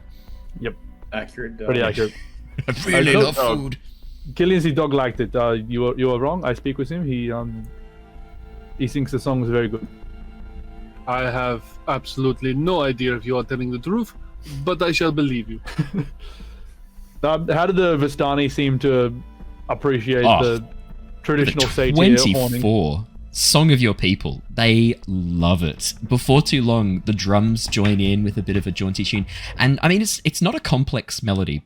It's more your performance. It's not that you're playing something technically complex, because it's fucking not. It's 5 notes. But the charisma and energy you bring to it, as well as the catchy nature of the song itself. Before too long, the whole camp joins in. There's a little flute flourish at the end. There's as it gets onto the next bit. I mean, everyone's joining in and having an awesome time. Even Nikolai, who has been sort of a little bit down as a result of the whole situation with his family, with his sister, as Stella joins in and occasionally makes a little clapping noise along with the music and lets out this clearly enjoying it as well. You watch as this big smile spreads across his face. He's so happy that his sister is happy herself, and you can see this unbridled joy on his face. I'm going to say that for the purposes of expediency, the next hour and a half you spend enjoying reasonably good food, extremely good wine, and good music. The Vistani are fun. The songs they play, the stories they tell, it's entertaining. And as the night begins to fall around you, the darkness pressing in from all sides, the light and the warmth from the Vistani bonfire, accompanied by the sound of laughter and music, seems to drive the night just a little bit further back as that warmth and light centers at the middle of this campsite. Once everyone's in the full swing of things, and I can sort of we get a tune going and the rest carry it, I'd like to try and fade into the background and go suss out what was in that cool sigil reed wagon. Yes. Are you trying to do this stealthily or? I don't know if I'd go as far as to say stealthily, more a sneak than a stealth, right? Yeah, I'm not going to announce it, but I'm not going to keep to the shadows and just more get everyone in the full swing of the party and then just sort of fade to the background and head up to that wagon. That sounds reasonable. Jacob, I'd like you to describe to me the difference between a sneak and a stealth. Well, a stealth is when you're hiding and you're sort of not trying to be seen, trying Sounds to like avoid a sneak to me. being seen. And a sneak is actually when you're not letting somebody see you and you're doing things to sort of keep out of their vision and not allow line of sight. So no, those sound the same to me. there's your difference. Same thing. It's exactly the same thing. They're pretty different. More a sneak than a stealth. You thought you'd gotten away with that. It's my favorite part. Is you just threw it out and then you just sat there really quietly for a moment, looked around, and then no one called you on it. You're like, yes. You got to try things. That's true. Theo, as you head up towards the wagon, no one calls out. There's no cries of alarm. And as you step up, you can see the door to the wagon is closed, but the windows are open, and from inside you can hear a voice gently humming a tune, humming along with the revel outside. And now that you are closer, you can see smoke. Actually, I should say probably more steam rising from one of the windows of the wagons, and a kettle boiling, just hitting the boil as you approach the door. I give it a gentle knock on the door. As you go to knock, a voice calls out a second before you're able to contact the wood. Come in, the door's not locked. Spooky, but okay. How sinister does the voice seem, actually? You make me an insight check. Yes, I do. Very much so. You're an insightful little billy goat. Damn right I am. You can't say that. Not after what Raph said. You are such a shit, Jacob. Natural 20 for 23. What was your question? How sinister does the voice sound? Do I get any malice from that voice, or is it a nice, kindly old lady beckoning me into a Yep. knock-off gypsy wagon? Beckoning me into her boudoir. Yeah, okay. All right, here's what you get from the voice. It sounds like a kindly old woman on the surface. But there's something else there, a weariness mixed in as well. This is the voice of someone who speaks as if they are tired. Not physically tired, mentally tired. There's no tremor, there's no weariness to her voice from physicality, which is strange given that the sound you hear from the voice sounds like the voice of an old woman. I mean, you'd pitch it at 80s or 90s minimum. But there's a fatigue there. I have to be like very specific given it's a natural 20. There's a fatigue there. Almost as if the person's carrying something really heavy. Again, not physically, mentally. No malice, I would say. No then malice. I proceed to open the door as instructed and slip on in. As you open the door, the inside of the wagon is heavily layered with cloth and curtains. A layer of smoke rising from an incense bowl almost hovers, this layer of smoke hovers around the ceiling, creating a feeling of the wagon being much bigger than it actually is, the smoke almost obscuring the roof. Plush cushions and a couch are set up at the far end of the wagon, on one side of a circular table. On the other side, seated on a large armchair, is an older woman, grey hair tied up into a tight bun, laden with beautiful jewellery, sitting across with a cup of tea on her side of the table, as well as a full cup of tea on the other, steam rising softly from the teacup. She smiles as you enter. You can see her face lined with creases. Hello, Theo. Come. Take a seat. I'm Madame Ava. Madame Ava, how is it you know my name? I don't think I've seen you outside the wagon tonight. That's why I came to... You haven't? This is the first time we've met. If I give you the answer now, you won't believe me. It's best if we get to the answer later. Is that okay? That is okay, as long as we do get to the answer. I go and take the seat across from her. Yeah. Oh, I've poured you a cup of tea as well. 1 sugar, herbal. I believe that is one of your favorites? It is, that is correct. How did you know? I haven't been able to have the herbal tea since I arrived in this place. Trust me, we'll get to that. Now, Theo, you've been lost since you came here, you and your friends. You've gathered another lost soul to you. You're going to need a bit of guidance for this next bit. I've kept my distance for as long as I could, but cards were indicating that I might need to step in and speak with all of you. Your wizard friend Jonor is starting to develop his powers, his knowledge. If I leave it too much longer, he opens the door to misunderstanding, misinterpretation. So I am sorry to say my hand has been somewhat forced in these matters. Your work in Vallaki, might I say, was truly inspired. There are a lot of people who owe their lives and their safety to the work you did. And while I know you already have been thanked, I just want to stress again that you have done great work since you got here. You and your friends. Well, thank you very much. I could not have done it without any of them, but I'm more concerned about what you're saying about Jono. Is he a danger to us? No, not a danger to you. Yet. More a danger to himself, and not yet either. That is sooner than a danger to you. Sorry. I'm going to have to do this in order, I think. That would probably be best. I think, while you do seem very kind and obviously fairly knowledgeable, you're not making a lot of sense. Well, I will start by explaining, but unfortunately I'm going to have to start again at the beginning when your friends realize you're missing and come and investigate. Killian will be the first to notice. He always keeps an eye on things around, but he'll be here probably in about 5 minutes, so before the rest of your friends get here, I think I should quickly tell you what you need to know first. Okay, I'm willing to listen to you. You are a druid, guardian of nature, caretaker of the wilds. Tell me, what does the land say to you here? What does this place say when you listen to the trees, and the wind, and the waters?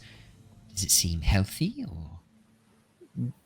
No, it seems... perhaps not dying, but asleep? Maybe... no, probably closer to dying, really. It is... No, you were on the right track. Asleep. I like that. That's a very good way of thinking about it. The land slumbers. A circle of druids at Yester Hill are responsible. They have kept this land asleep. I do like that phrasing, yes. A deep sleep of living things and things much greater. It's not time for you to face them yet. You'll know when it is, but when you get there, you're going to be given a choice. I'm afraid you'll choose wrong. So I'm going to have to offer you a piece of advice, and I do hope you take it. Crush the heart. You'll know what it means when the time comes. Okay, but before the others get there, I have to ask. And I've noticed the land is, as we put it, asleep, but without fully knowing the magic that caused this place to exist, I don't know whether that's necessarily a good or a bad thing, so to speak. For you and your goals, to awaken the land and to restore it, you should follow my advice. Crush the heart. Okay, I mean, you're truthfully the first person to offer any real guidance here, so I don't think I'm in a position to question it, let alone spur the advice. You'll still make your own decision when the time comes, but I hope you weigh my advice, and it will weigh a bit more on you once we get to how I know these things, but in the interests of expediency, we should do it all together. At this point, I'm going to jump back to the rest of the group. Killian, your passive perception's really high. You notice Theo's missing. I'll probably sit next to Grinner and I'll just lean in while everybody's dancing and having a good time. Let's go. It looks like Theo is missing. What do you think the chances are that he has gone to investigate the rather fancy-looking caravan? I think there's a good chance of that. I hope nothing bad happened to him in there. Wait, what fancy-looking caravan? That one over there. Oh, I didn't even see that. I think we should leave it. Yeah. I think we should leave it for about 5 minutes, and if he does not appear, then we should go there. Yeah, I think that's fair. And look, I reckon it makes the most sense for you to go over and look. I'll keep an eye on this lot first, too. Well, I think we should all go. All right. I think we should go one at a time. Or at least one first and then the rest of the group. Yeah, well, we don't want to, if he's just, we don't want to draw attention to it, right? So if he's in there stealing things, maybe Killian can make sure that, he's not been captured and then wave us over or some such. How lowly you think of me. To be fair, though, past behavior is the best predictor of future behavior. I can definitely go and have a look. Sorry. No, you're perfect, Josh. No.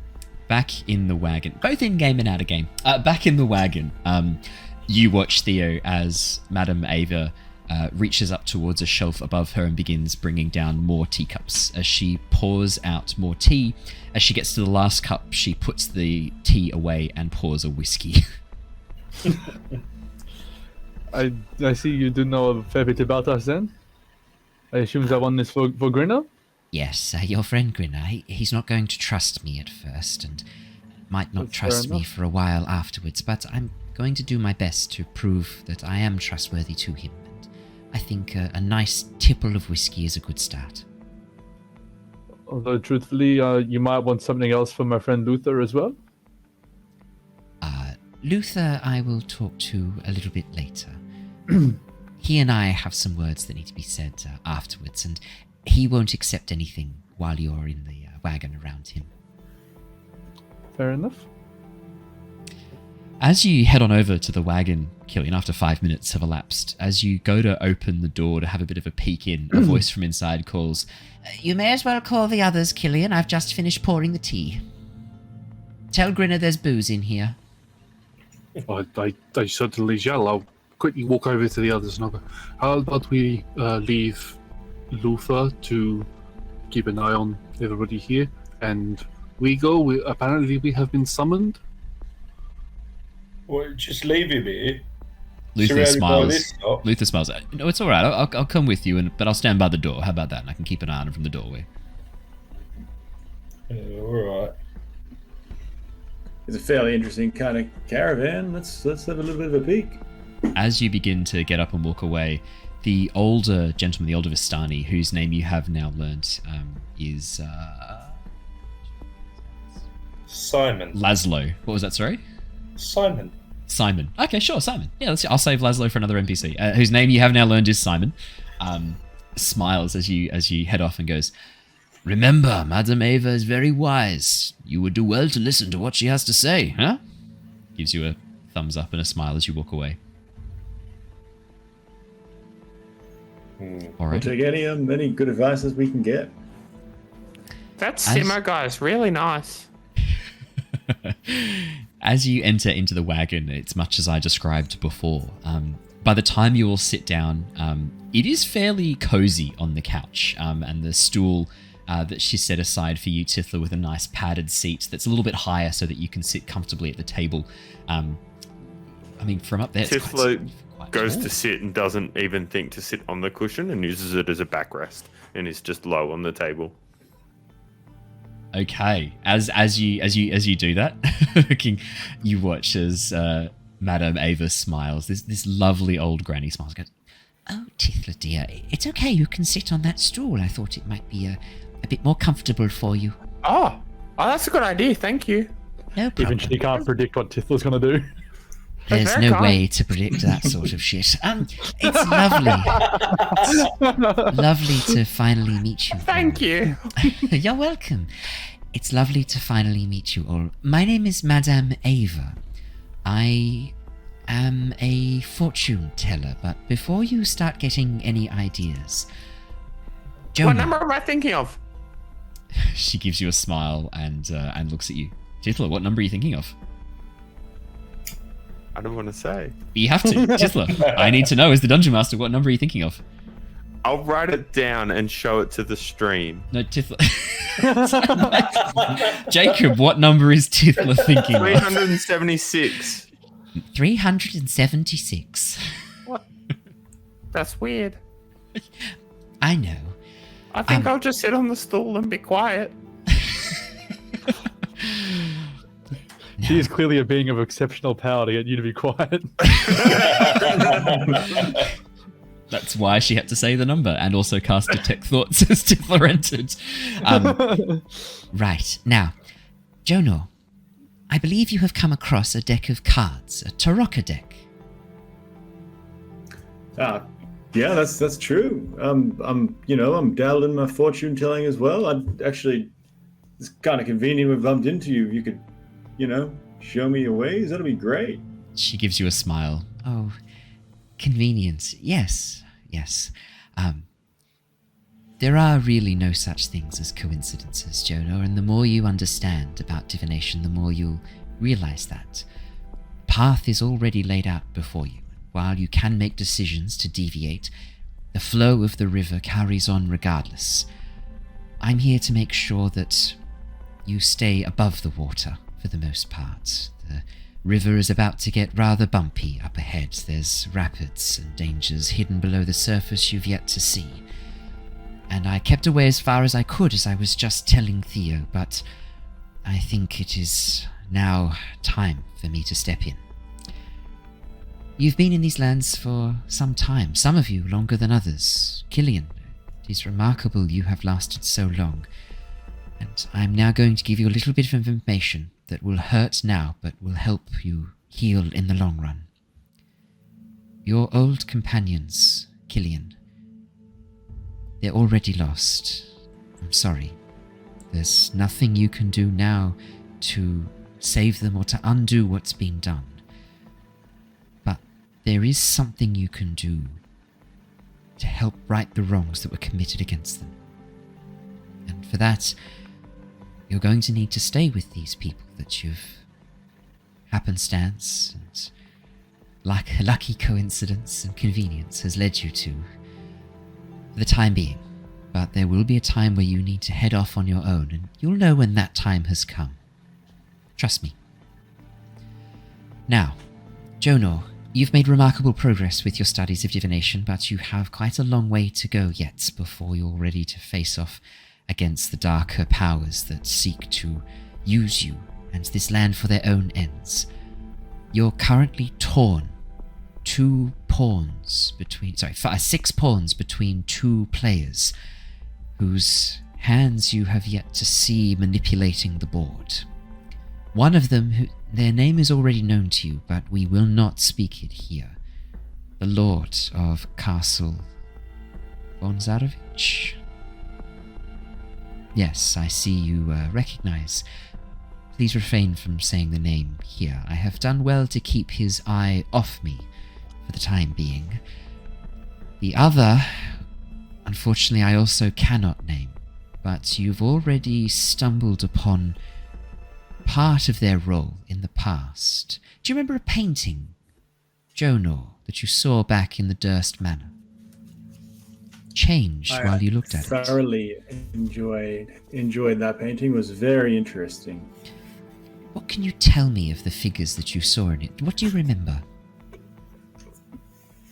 In that figure, there was a castle. There was 2 figures, 2 males and 1 female, and there's a swapping between the males from above, who was overlooking, kind of dark-figured, and it appears he took the place of the man with the woman, and he then looked happier, and then the man who was taking the place of was kind of distressed and quite unhappy.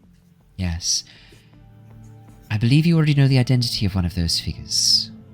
The other figure is the other player in this long game that has been taking place here for hundreds of years. I can't tell you too much yet. If I give you too much information, I'm afraid that you will seek out an area that you're not yet ready for. Your next destination, the Wizard of Wines. You should head there. That is the right path. Do what you can to help them on their journey. But don't be afraid to take a quick moment to stop in at the town of Kresk as well. The abbot can help your friend Tithla and can help your companion Stella Wachter. But do beware that he is damaged. His time here has corrupted him somewhat. So just be careful while you're there. The reason I had to bring up these two players is that very soon you're going to be approached. And given some options, it's frustrating. I can see the futures as they unfold, and as I speak, I can see the paths before you shifting and changing. If I say too much, it's going to cause problems. Perhaps it would be better if you asked questions and I can answer them. That way I can get a bit of an understanding about what might cause problems down the track for you later. Do these cards actually do the right thing? Oh, Jonah, it's not the cards, it's you. You're the one channeling the magic. You are a diviner. You can see the paths, the eddies and flow in the river of time as it marches onwards. And soon, very soon, you'll learn to control it even better. You've just started to dabble with it. Those flashes you see, glimpses of the future. And you feel like you can change important moments? Yeah, there's times having our friend Luther almost eaten by a vampire, I just could not bear to have that happen. Yes, you're going to find those moments come more often, and you'll have more power to change them as you get stronger. That's fantastic. How do you know these things? I am also a diviner, and while I may look young and beautiful, I've been around for many years, and I have learned quite a bit. Can you show me your cards then? Do we have the same deck? I'll show you mine if you show me yours, Trick. Let me whip out my deck and flop it on the table for you to have a look at. She smiles as you say this, Jonor. Not quite the same, I think, but made by the same hand, I wouldn't be surprised to learn. She reaches into her jacket and pulls out a beautiful deck of Tarokka cards. True to her word, the artwork looks very similar to the artwork on your deck of cards, and as you pull it out and place it on the table, she smiles. Forgot the second deck I ever made. She looks down at your deck of cards. Oh, well, you did a great job, because these things, they've really helped me see the future of this. No, Jonor, it's not the cards, it's you. The cards are just a tool, but you're the one using the magic. It's very, very flattering, but we'll see if that is actually true. Well, what to say? There are important things that I need to say to each of you. I can say them to you now with your friends around, or in private to each of you afterwards. I leave it with you. Luther, there's no need to speak up. I know yours will want to be in private. We will talk about yours in a moment. But for the rest of you, I've already had a word with Theo. There is more I would say to each of you, but I leave it to your choice whether you want to have me say it in front of your friends or make that choice yourself later. Once you know, you can make a more informed decision. I don't immediately. You go, Jonah. Immediately, images of the corpse, my corpse, hanging from that, hanging. What is it, like the pyre where people were hanging, and like my body was there. Yeah, the gibbet, with Soon all over there. That flashes through his mind. Well, there's this weird thing that happened in the field, and I saw my dead body with Soon written all over it, and Yes. I looked at me, and no one else saw it, and he then just like unrealizingly starts like wiping his clothes again. He just falls back into the self-cleaning. Jonor, I am very pleased you brought this up. This is good. This is the right question. That is the touch of the other, not the ruler, the other who is trying to guide you on a certain path. It is not real. It is an illusion, a trick of the mind. He has already tried to get into your head, and he's also made an attempt to get into Grinner's as well, but he was a bit less successful with that. He will try again with each of you and try to show you things that are frightening, things that are scary. They're not real. I mean, some of the scary things you will encounter are real, don't get me wrong, but some of the specific ones are not real. A good test is to ask if your friends can see it. He can't project to all of you at once, only one of you at a time. I think we all agree that the ruler is a pretty bad guy here.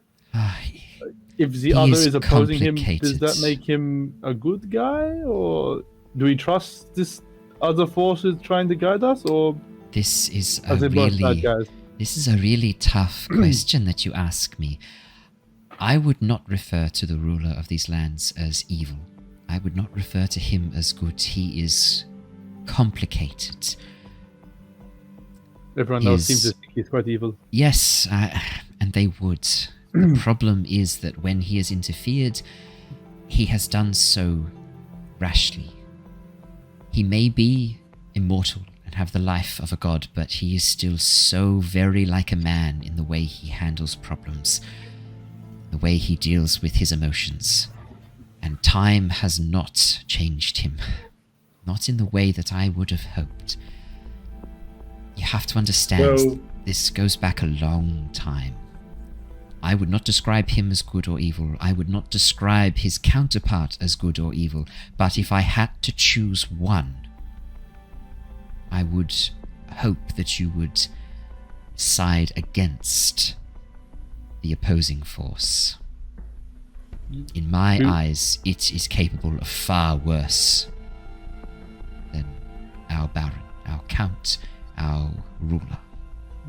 I mean, if the painting was to be believed, it positions the other force in a much better light than... Oh, I bet he does. That painting is enchanted by him. There are many other examples. He is an expert at illusion magic, projecting images, things that you can see and not see, and placing illusions on objects, enchanting them.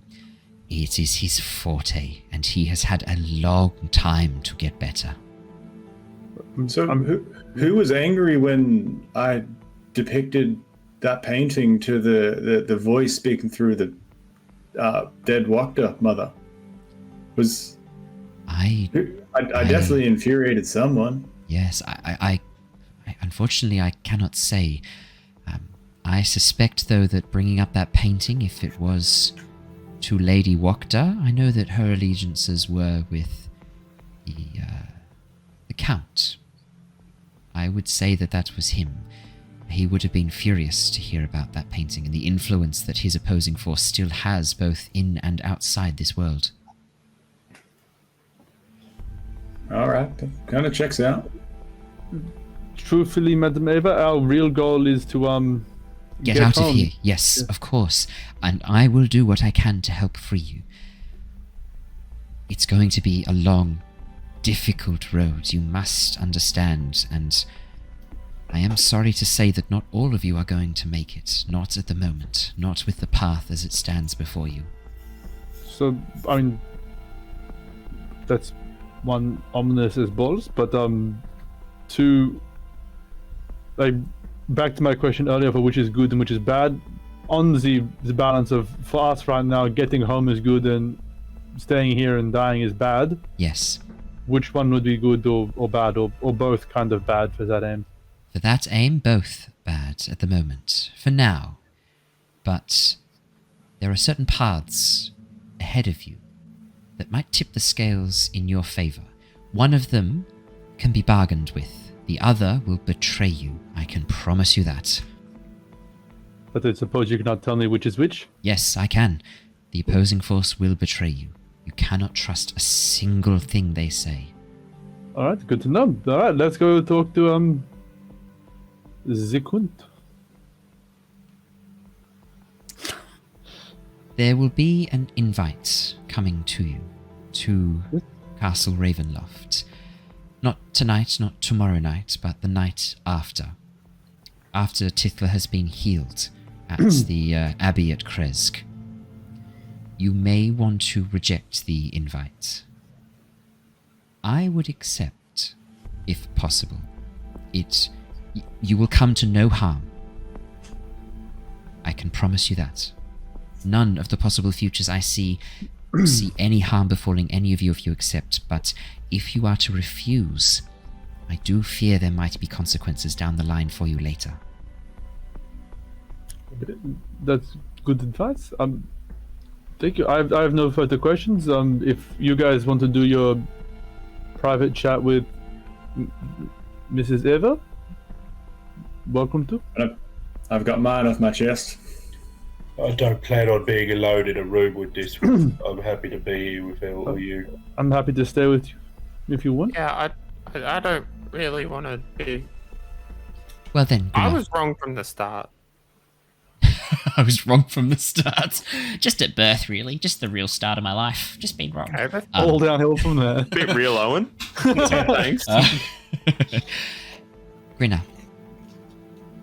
Yeah. It wasn't your fault.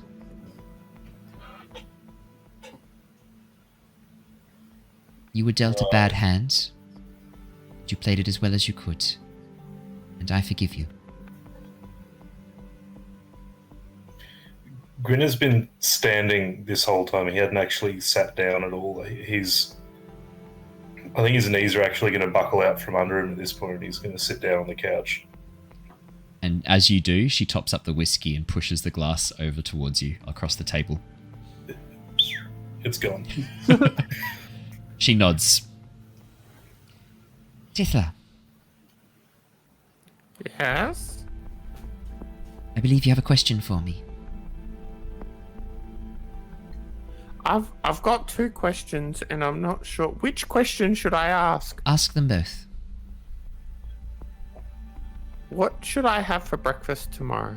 The eggs. You'll much prefer them. Even though they're quail and they're much smaller? There's enough for you to have 2. Okay. Will I see my family again? She smiles very sadly, pats you on the arm, and gives you a kiss on your forehead, but does not answer. I guess. Okay. Did you have anything you wanted to say to me, since I'm now sad? I put my arm around Tithla. She nuzzles a little. No matter what happens, you will always have us, and I will never let Jono try to sell you again. Thank you. Tithla, you're not without friends in these lands, and I'm not just speaking about the friends you have around you. You've made other friends along the way, some of whom I think have hurt you, but I would offer you a chance to forgive them. Damo? Do you mean Damo? She smiles and nods very slightly. Okay. He genuinely did enjoy spending time with you, and he is sorry he had to leave. Okay. You will see him again. Thank you. Do my mum and dad know that I didn't abandon them? I didn't run away from home? The last time I consulted the cards, your parents were in Oxenfurt, staying at the Night Hall, I believe it's called. They're being taken care of. Okay. Thank you. Do I help my friends, or do I make it worse? Sometimes both. Most of the time you make things better, Tithla. Okay. But we all make mistakes. It's part of life. The question is, do you grow from them? Do I grow from them? Yeah. That's up to you. Thank you. Well, I'm sorry the ending of this is a bit of a downer, but in the next hour, half an hour, you'll head back out. You'll start to forget feelings that you have inside the tent. The warm fire, the joyous music, the food will gradually pull you away. Grinner, after a few more of those whiskies, you'll start to feel more yourself again. But I do hope that what I've said here today does help you. Let's keep you on the right pathway. And don't worry, we will see each other again. Not too long from now.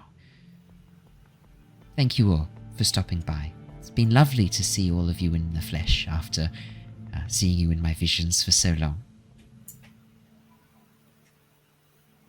Thank you. Why? In that last conversation, sorry. Yeah, there we go. I wanted to detect, seeing Tithla quite sad, I think that would have jolted Jonor to try to understand what's going on. Can he detect any sort of magic being cast at that point in this room? I'm going to say... From her. Yeah, with an Arcana check, probably what you're looking for is like the components of a spell as you know them. Verbal, somatic, material. There is no active casting of a spell going on here, Jonor. But with a 15 Arcana check, you notice that as she speaks, every so often, you notice her eyes kind of glaze over just for a brief moment. And every time it happens, she places her hand on her tarot deck and then removes it. And the eyes sort of come back again. Almost like these little flashes that she's seeing. Fair enough. Just trying to get an understanding of it. I would say given you are a divination wizard, specifically studying divination magic, and it is your main area of focus, you get the strong impression she's using some sort of divination magic at this point. Powerful divination magic. But yeah, divination magic nonetheless. Cool. Why is it us? What you've been following us? There's a lot of people that get dragged into this place. Why us? There are. Because most people, when they come here, only think about themselves. It's very easy to lose your way and focus on just surviving, just escaping. But you have been given multiple opportunities to look out for your own self-interests, and each and every one of you, on more than one occasion, has put yourself, your life, at risk to help, to save, to rescue, to improve somebody else's life. All of you. Not just one of you, not just two of you, all of you. And the task ahead of you, if you want to escape this place, is going to require strength. Strength of character, not just strength of a sword arm. You're going to be tested. You're going to be tempted. And so far, all those who I have helped set upon this path, all those who have walked it themselves, have fallen. Do I know that you will make it to the end? I don't. Not yet. But I will do everything I can to help you. And I'm being very honest when I say that I think you have the best chance of any who have come through here before. No matter how broken you might feel, it's your strength and resilience that I think gives you this most fighting chance. She gives Grinner another very sad smile. But that is why, because each of you has demonstrated that you care about people.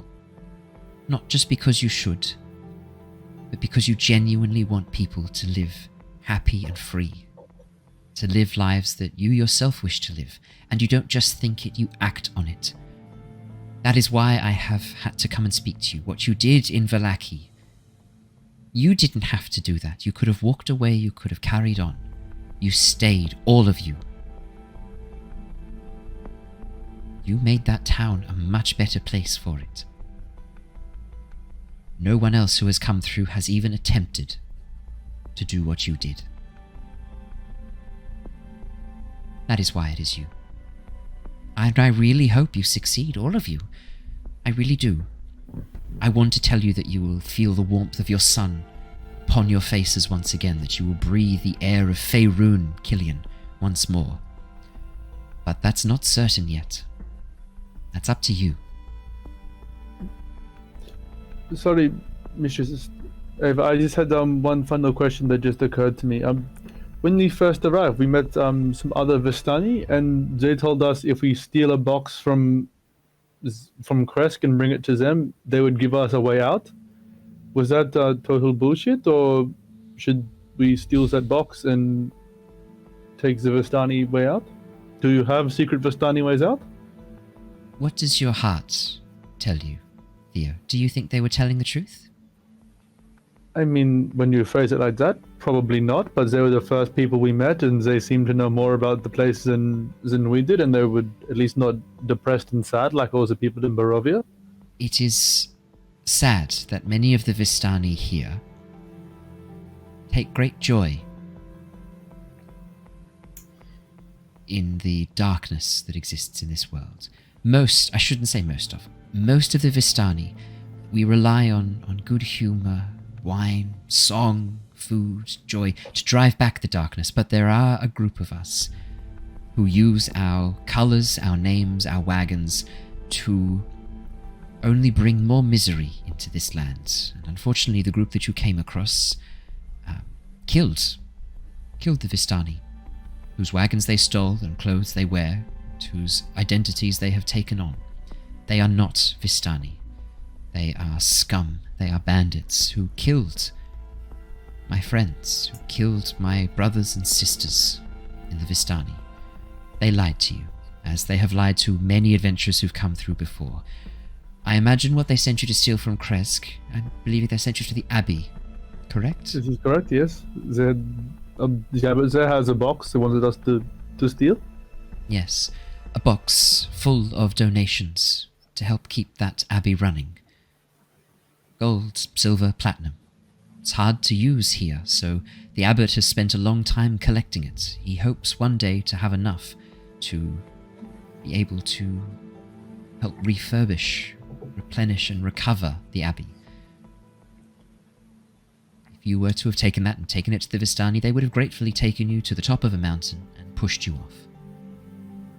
Well, that is very rude, but I'm glad they asked. That was a good question to ask, yes. I have to say, though, none of the pathways I saw you taking included you stealing that box and taking it back to the Vistani. In every possible future I saw, Grinner put a big no on going back to that. Dickhead, I think is the word you use in most of the visions I see. And, refusing to hand over anything to him. It's good to know that there is a big difference between the two groups. They are not Vistani. I am sorry that your first impression of our people was created by those who are not of ours, those who have taken our identity. I think it also goes to show that perhaps we shouldn't make brash judgments about groups of people. Very wise, Tithla. Well, thank you all for coming to my wagon. Just gesture you out before Jacob makes me angry. Not with that statement, because that statement's perfectly reasonable and lovely. Because Jacob knows what he's doing, and he's a troll. What did I do? You're not a goblin, you're a troll. You watch as Tithla's tusks suddenly elongate. She grows these long, gangly limbs and transforms into a troll.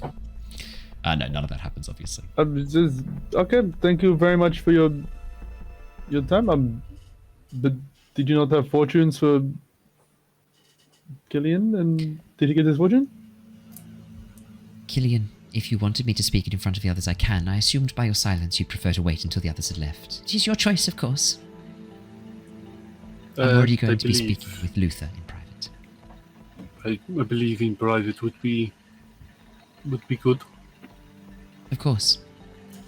Well then, thank you so much, all of you, and I look forward to seeing you all again soon. Tithla, it'll be very nice to see your natural shade of green. It's such a vibrant colour. I hope so too. I will. Much better than this grey. I will be seeing it soon. Okay. But you also see a lot of different scenarios. So I just hope I get to see it too. You will.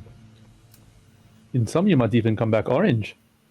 Okay, well, I don't know if we should go anymore. For the purposes of expediency, as you all filter out and Killian stays behind, she gestures for you to take a seat in the very center of the couch. Killian sits down, and as she reaches into her deck, she pulls forth a card. Killian, could you please roll me a d20? I certainly can. Ooh, it helps if I click the right button. 17.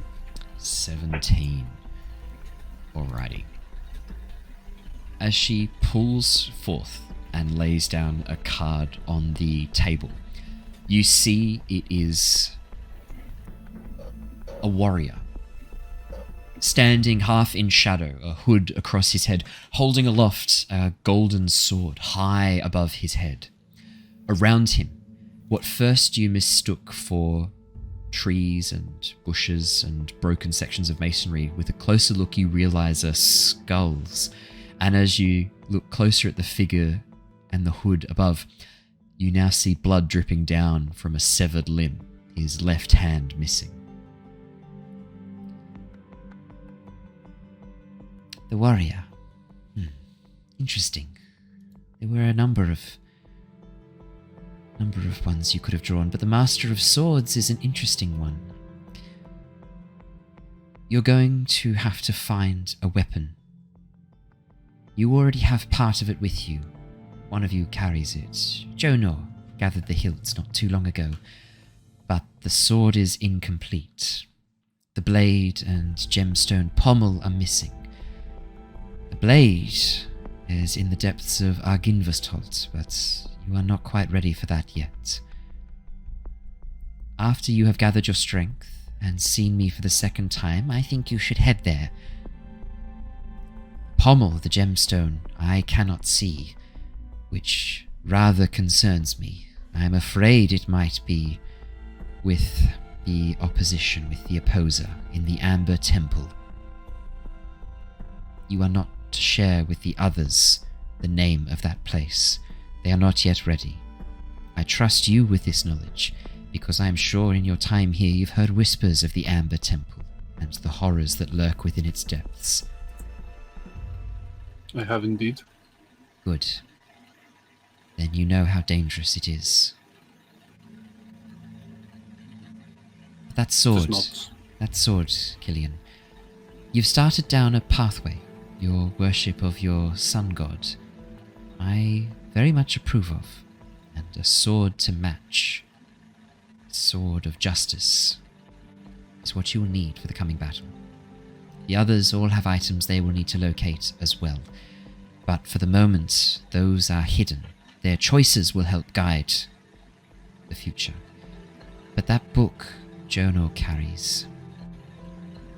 Could I ask a favour of you, Killian? Indeed. While you travel with the party, could you make sure that Jonor keeps that book close at hand? His attempts to remove the curse, I think is the right path. I just don't want it to fall into the hands of anyone else. That book is dangerous. I think it comes from the Amber Temple. I think it is from there as well. The fact that Jonor has proved remarkably resilient to its influence is a blessing, and one that I hope stays. I will keep an eye on the book and make sure that it does not leave Jonor's possession. Wonderful. Did you have any questions for me? Will I wish to rid myself of what I have become. If I do so, will I survive? Not now. But the path you walk, the choices you've made recently, if you are to stick to them, yes. And Abbott might be able to help you with that as well, if you can convince him and keep his mind focused on the task. Yes. You very well might just. Sort of puts his right hand over his shoulder, his left shoulder, and nods. Thank you. I will try to stay on the path that I have begun to go down. Excellent. Good luck, Killian. I'll see you again soon. I'll see you soon. I'll stand and walk out and just nod to Luther as I leave. Luther, who's taken a few steps down the stairs to give you a bit of privacy, nods and walks up, heading inside. And that is where we're going to wrap up for tonight. As the rest of you head back to the campfire, enjoy some food and drink. True to Madame Ava's predictions, the sense of dread that some of you feel, the sense of sorrow that some of you feel, it is hard to feel that with the joyous music and the laughter around you. While the feelings don't fade entirely, they do lesser somewhat, and that smoky tent, the smoky wagon, feels a little bit further away after a few hours of drinking and revelry. And that is where we're going to wrap up for tonight. We'll be jumping back in next week for Luther's prediction, which we will do at the very beginning of the session, and then the rest of the party for the rest of their evening. Thank you so much, everybody, for coming and joining us. It is lovely to be doing Curse of Strahd and to have back-to-back D&D today. I never get sick of doing D&D. I put it to the test today, doing 2 sessions in a single day, but hey, I'm not sick of it. Turns out I fucking love it. For those of you watching, we are going to go and raid Corsair's Cove, who I think are still going. They are still going brilliant. They are still going on their 28-hour live stream event, which we did get to run a one-shot for earlier today. We're going to go raid them right now. So if you're watching on Twitch, don't go anywhere. For those of you listening to us recorded on YouTube or on the podcast, thank you so much. If you have a spare moment, time to become a bloody legend and hit that thumbs up and subscribe button on YouTube. Leave a comment in the description below. Why not do the trifecta and become an uber giga mega legend? Do it. It costs you nothing. It costs you nothing. Nothing but a beautiful smile from me as payment. So that's not a cost, that's a payment. That was, as always, I speak with eloquence, direction, and cunning. Thank you again. Stay safe, stay well, and we will see you all again soon. Until next time, everybody. Goodbye. Bye. Bye. Bye.